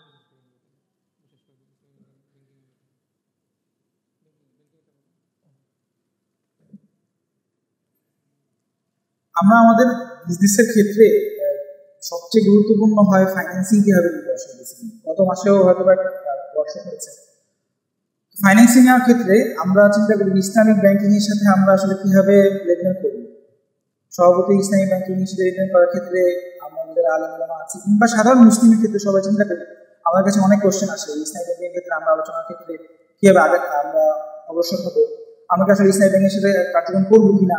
সেক্ষেত্রে ওভারঅল যদি বলি, অবশ্যই ইসলামিক ব্যাংকিং এর সাথে কার্যক্রম করার ক্ষেত্রে ইসলামিক ব্যাংকিং এর যে ফাংশনগুলো আছে, যে চুক্তিগুলো আছে, যে কন্ট্রাক্টগুলো আছে, এই কন্ট্রাক্টগুলো মাধ্যমে তারা আপনাদেরকে ফাইন্যান্সিং করবে। দুইটা সাইড, একটা ডিপোজিট সাইড, একটা হচ্ছে ইনভেস্টমেন্ট সাইড যেটা বলা হয়। সো যেটার মাধ্যমে, যে চুক্তিগুলোর মাধ্যমে তারা আপনাদেরকে ফাইন্যান্সিংগুলো করে, সেই চুক্তিগুলো সম্পর্কে আপনারা আগে জ্ঞান অর্জন করবেন। যেমন আমি যদি বলি মুরাবাহা, সাধারণত মুরাবাহা আমরা হয়তো কিতাবুল হিদায়ায় পড়ে এসেছি। আমরা কি সেটা এক কথা যদি বলি, একজন বলেন মুরাবাহাটা কি আসলে? একদম শাব্দিক অর্থ, গ্রুপ ওয়ার্ড, শুধু লাভ করা। বাজারেও তো মাছ কিনতে যাই আমরা, সেখানেও তো মাছ বাজার যে বিক্রি করে সেটা লাভ করে, এটা কি মুরাবাহা? জি,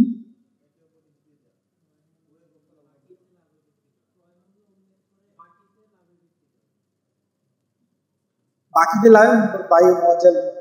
মুরাবাহা মিনস হচ্ছে কস্ট প্লাস প্রফিট, যেটাকে আমরা বলি। অর্থাৎ আপনি যত টাকা লাভ করছেন আপনার বিক্রিতে, অর্থাৎ 10 টাকা পণ্যের মূল্য, 10 টাকা পণ্যের ভিতরে আপনার মোট খরচ 8 টাকা আর 2 টাকা প্রফিট। আপনি যখন আপনার এটাকে 2 টাকা আধা উল্লেখ করে দিবেন, বলে দিবেন যে আমার এই পণ্যটা আমার আনতে খরচ হচ্ছে 8 টাকা আর 2 টাকায় আপনার কাছে প্রফিট নিচ্ছি, সেটাকে কি বলা হয়? মুরাবাহা, যেখানে কস্ট প্লাস প্রফিট দুইটাই চুক্তিতে উল্লেখ থাকে।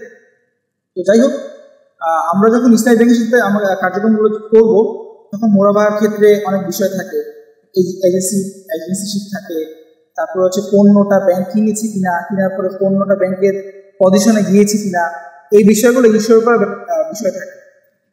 দেখা যায় যে আমাদের এতদিন সময়ে ইসলামী ব্যাংক এখনো খুব বেশি অগ্রসর হয়নি, বাট আলহামদুলিল্লাহ এখন পর্যন্ত আগের থেকে অনেক বেটার অবস্থানে সামনে যাচ্ছে। আমরা আশা করি ইনশাআল্লাহ যাবে।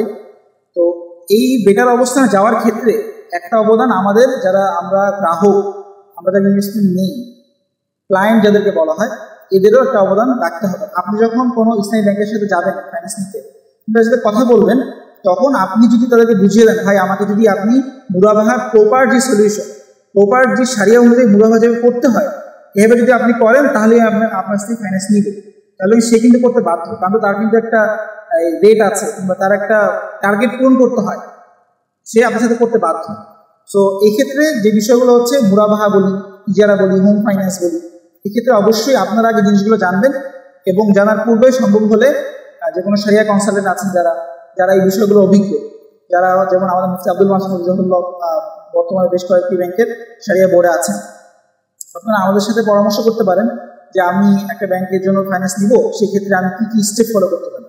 কন্ট্রাক্টের যেমন একটা হয় যে সবগুলো কন্ট্রাক্ট ব্যাংকের পজিশনে আসার আগে ব্যাংক বিক্রি করে দেয়, এরকম অনেক ইস্যু থাকে ব্যাংকে।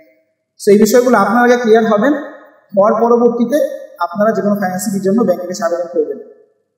এবং আইএফএ কনসালটেন্সি আলহামদুলিল্লাহ ইসলামিক ব্যাংকিংয়ের উপর একটা লং কোর্স আছে, প্রায় 15 ঘন্টার কোর্স। সেখানে ইসলামিক ব্যাংকিংয়ের প্রত্যেকটা কন্ট্রাক্ট সম্পর্কে আমরা এখানে জ্ঞান দেওয়ার চেষ্টা করি কিংবা শেখানোর চেষ্টা করি। পাশাপাশি প্রয়োজনে প্রচলিত ব্যাংকে কারেন্ট অ্যাকাউন্ট, বর্তমানে যেহেতু আমাদের বাংলাদেশে প্রত্যেকটা ব্যাংকই বলতে গেলে 2-1টা ব্যাংক বাদে সবারই ইসলামিক উইন্ডো উইং আছে। সো ব্যাংকিং করার ক্ষেত্রে আমরা অনেকেই ইসলামী ব্যাংকে কার্যক্রম করার মধ্যে ভুক্তভোগী। বর্তমান 5 আগস্টের পরে অনেকেরই টাকা খোয়া গিয়েছে। আমার ব্যক্তিগতভাবে আমি এখানে হ্যাসেল হচ্ছি আর কি। সো কোনোভাবেই কোনো কনভেনশনাল ব্যাংকে কোনো কন্ট্রাক্ট করা যাবে না, কারণ আমাদের বর্তমানে এটা প্রয়োজন না। আমরা যদি বলি আমেরিকা বলি, ইউকে বলি, সেসব জায়গায় ধর্মী খ্রিস্টানদের যেখানে হচ্ছে আধিপত্য, যেখানে ইসলামী ব্যাংকিং নেই, যেমন ইউএসএ সম্ভবত একটা ইসলামী ব্যাংক আছে, হচ্ছে সামনে। তো যেখানে আসলে ওয়েল অর্গানাইজ না ইসলামী ব্যাংকিং, সেখানে আপনি কারেন্ট অ্যাকাউন্টে চাইলে খুলতে পারেন। বাকি আমাদের বাংলাদেশে কারেন্ট অ্যাকাউন্টে হলেও আপনি ইসলামী ব্যাংকিংয়ের সাথে কার্যক্রম পরিচালনা করবেন। যদি কোনোভাবে আপনার কনভেনশনাল ব্যাংকের সাথে সম্পৃক্ত হতে হয়, তাহলে যে সুদটা আসবে, যে প্রফিটটা আসবে, সেটা অবশ্যই সওয়াবের নিয়ত ছাড়া আপনাকে অবশ্যই দান করে দিতে হবে। সুদের ক্ষেত্রে যেটা হচ্ছে, আপনি যে সুদটা গ্রহণ করছেন, সেই সুদটা আসলে আপনার হক না, সেটা খাওয়ার অধিকার আপনার নেই। লা তাকুলু আমওয়ালাকুম বাইনাকুম বিল বাতিল, অন্যায়ভাবে একে অপরের সম্পদ ভক্ষণ তোমরা করো না। সেই অনুযায়ী এই সুদটা আপনার জন্য খাওয়া বৈধ না অবশ্যই। সো এটাকে উচিত কি, যে এটা বেসিক্যালি হকদার তার কাছে পৌঁছে দেয়, আমরা পারছি না এটা পৌঁছে দিতে, এই জন্য আমরা সওয়াবের নিয়ত ছাড়া দান করে দিব। এবং কখনই সুদী ঋণ নয়, যত চেষ্টা করা হোক, যেহেতু সুদী ঋণ কখনোই গ্রহণ করা যাবে না।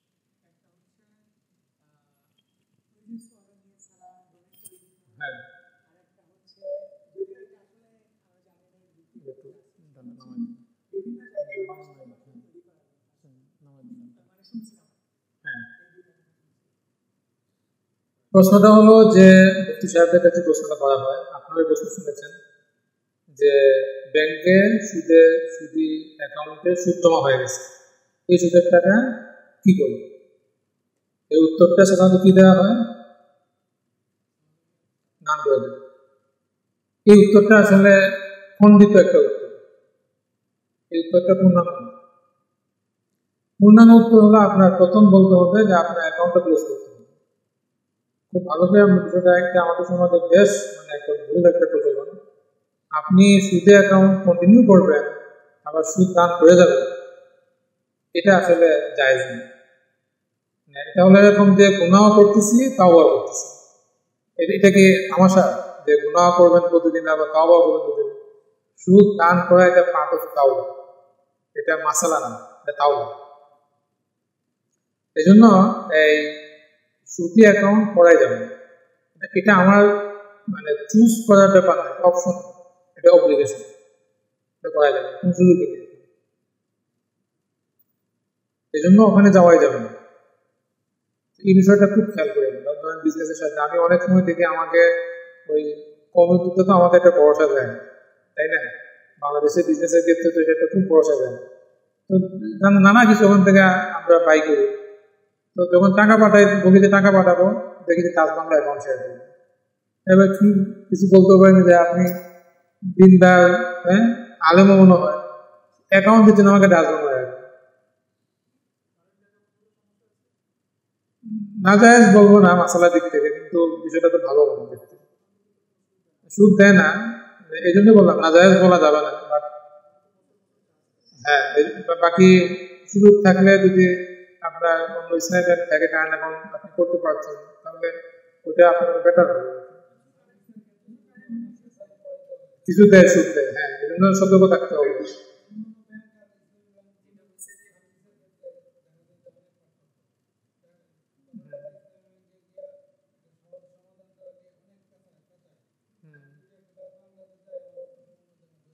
আচ্ছা, এই বিষয়টাকে আপনি এইভাবে দেখতে পারেন না যে ধরেন এই যে প্রশ্নটা পাচ্ছেন আপনি, এই প্রশ্নটা যে দিচ্ছে সে তার ব্যাপার, আমি তো প্রশ্ন করতেছি ইসলামের জন্য। এইভাবে দেখেন, তার কোয়ালিটি ইমপ্রুভ করা দরকার, সেটা তার দিকে আপনি বলতে পারেন, আপনি এটার জন্য কোনটা করবেন? জি, হ্যাঁ,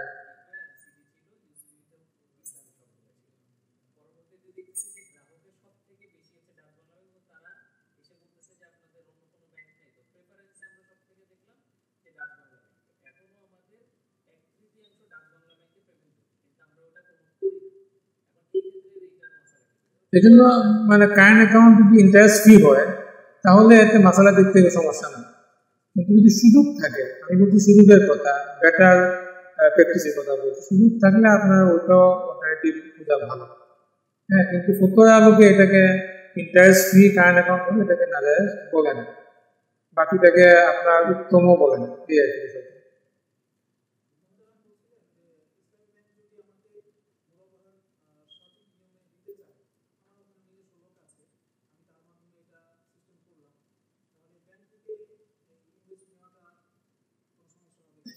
দেখুন, ইসলামী ব্যাংক থেকে ইনভেস্টমেন্ট নিতে ইটসেলফ কোনো সমস্যা নেই। সমস্যা হলো কমপ্লায়েন্সে। আপনি যদি নিজে ওই মুড অফ ফাইন্যান্সটা ব্যাপারে কিছুটা জানাশোনা থাকে আপনার, এবং আপনি ওইভাবে ব্যাংক অফিসারকে বলেন যে আমি ঠিক এইভাবে নিতে চাই। একটা উদাহরণ দিই, যেমন ধরেন মুরাবাহের ক্ষেত্রে সমস্যাটা কোথায় হয়, টাকাটা আপনার ব্যাংক সাপ্লায়ার অ্যাকাউন্টে দিয়ে দেয়, মানে দিয়ে দেওয়া উচিত। ওটা না দিয়ে যেটা আপনাকেই বলে আপনার অ্যাকাউন্টে টাকাটা দিয়ে দিচ্ছে, তখন আপনি বুঝতে হবে যেটা সারিয়া ভায়োলেশন হচ্ছে। তখন ওই সিনারি দাঁড়ায় যে আপনাকে টাকা দিলাম, আপনি আপনার মোটরসাইকেল কিনে নেন এবং পরে ভাউচার দিবেন যে আমি আপনার কাছে বিক্রি করছি। তাহলে বোঝা যাচ্ছে যে আসলে একটা ফেক একটা কাজ হচ্ছে। এটা একটা ইস্যু। আরেকটা শেষ করি, এটা পেমেন্টের ইস্যু। এটা পেমেন্টটা যেতে হবে কোথায়? সাপ্লায়ার অ্যাকাউন্টে। দ্বিতীয় ইস্যু হলো আপনি সিগনেচার করতেছেন কোন কাগজে কখন, ব্যাংকাররা ধরাই দেয় এখানে এখানে এখানে 10 জায়গায় বলে যে 10 জায়গায় সাইন করে চলে যান আপনি। তো আপনি দেখা যাচ্ছে ওখানে এমন কাগজও ঢুকাই দিচ্ছে যা আপনি পণ্য কিনে ফেলছেন। এভাবে পণ্য তো কিনতে যাই না, সাইন হয়ে গেছে। আমি ওখানে সতর্ক থাকার একটা বড় জায়গা যে সাইনটা কি নিচ্ছেন ভাই, বলেন যে ভাই এখানে কি সাইন করবো, কি বুঝাচ্ছেন সাইন দিয়ে জিজ্ঞেস করেন।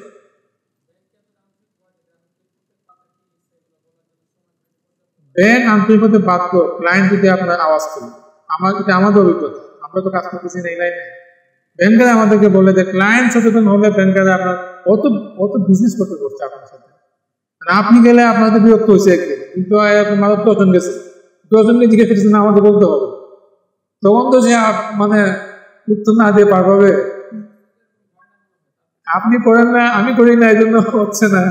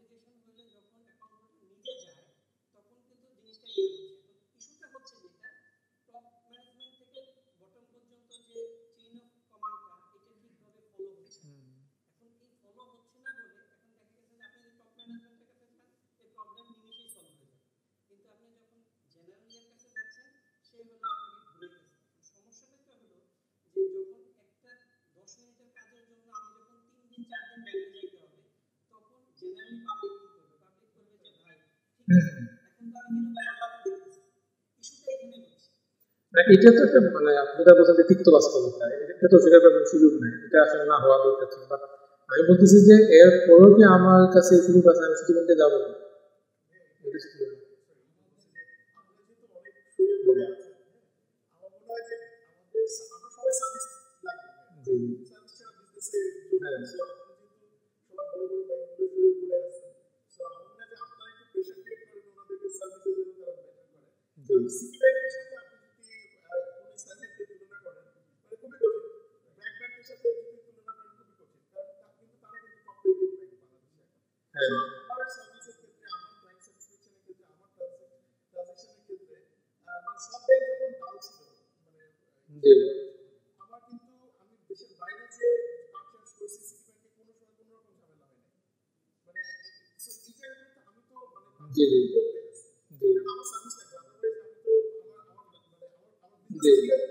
অবশ্যই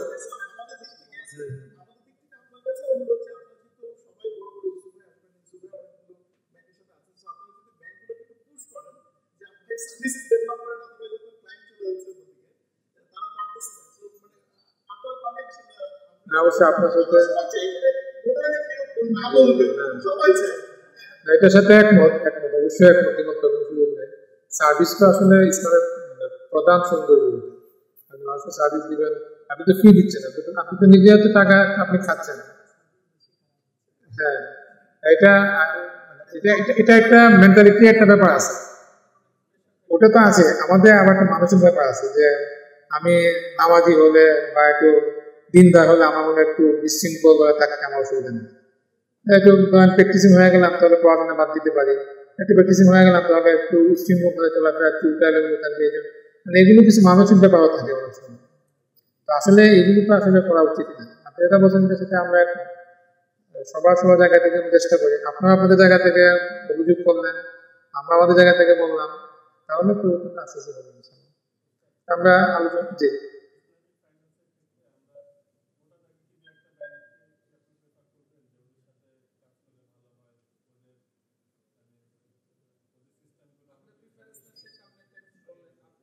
মানে এখন কথা হলো মানে ইসলামী ব্যাংকের সাথে যুক্ত হওয়ার তো দুইটা সাইড, একটা ডিপোজিট একটা হলো ইনভেস্টমেন্ট।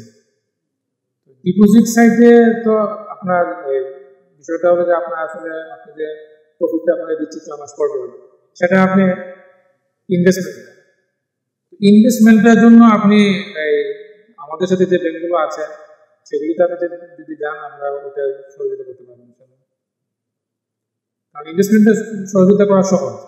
এটা হলো আপনার আপনি পার্সোনালি আপনি আবেদন করছেন, আপনার এটা সেরকম মতো হচ্ছে কিনা এটা ফোন করে দিলে হবে যে এটা আমার কাছে গেছে, এটা দেখেন দিলে সেরকম মতো করতে হবে, কোনো জন্য সমস্যা না হয়, এটা সহজ বলে। আরেকটা হলো আপনার ডিপোজিট সাইড, সেটা কিন্তু একটা বৃহৎ জায়গা। ডিপোজিট সাইডে আপনার মুনাফা হালাল হচ্ছে কিনা এটা আসলে একজন সরিয়া বোর্ডের সদস্য এটা নিয়ন্ত্রণ করতে পারবে। কারণ এখানে এন্টায়ার বিজনেস পলিসিতে আপনার যদি সরিয়া আপনার টপ প্রায়োরিটি না হয় তাহলে আপনার অনেক জায়গাতে নানাভাবে, এই যে বললাম না আমরা একটা সরিয়া বোর্ডে আছি, ওখানে সিবিএস এ আপনার প্রফিট চার্জ হয়ে যাচ্ছে, রিসিভিং হয়ে ইনকামে চলে যাচ্ছে, এটা ওই আইটি মানে ভিতরে যে আমরা এটা আবিষ্কার করতে হয়েছে, ওখান থেকে বের করে নিয়ে আসতে হয়েছে, এবং কেউ এটা বলে না কিছু। প্রয়োজন ধরা হলো যে কেন বলেন না এটা, চুপ, মানে এইভাবে চুপ করে বসাবে কিন্তু আপনি তখন সরিয়া বোর্ডের মানে সদস্য কি করবো তখন জটিল বিষয়, এই জন্য মানে খুব সতর্ক থাকতে হয় আর কি। এইটার জন্য একটা কাজ চলতেছে, আপনার প্রশ্নটা উত্তর হলো এটার জন্য একটা কাজ চলতেছে। বাংলাদেশ ব্যাংক আইবিআরপিডি করছে একটা, আইবিআরপিডি হলো আপনি ইসলামী ব্যাংকগুলোর জন্য স্বতন্ত্র একটা বিভাগ, ওরা আপনার একটা র্যাঙ্কিং শুরু করবে, সরিয়া র্যাঙ্কিং। ওইটা হইলে তখন আমরা উত্তরটা পেয়ে যাবো যে কোন ব্যাংকের সরিয়া কমপ্লায়েন্স র্যাঙ্কিংটা কেমন। ওটা বাংলাদেশে চালু হবে, আমি চালু হয় না, বাংলাদেশ ব্যাংকই আপনি ইনিশিয়েটিভ নিবে বলে আমাদের পরে জানিয়েছে। তো সেটা হলে আমরা জানতে পারবো। আমার মনে হয়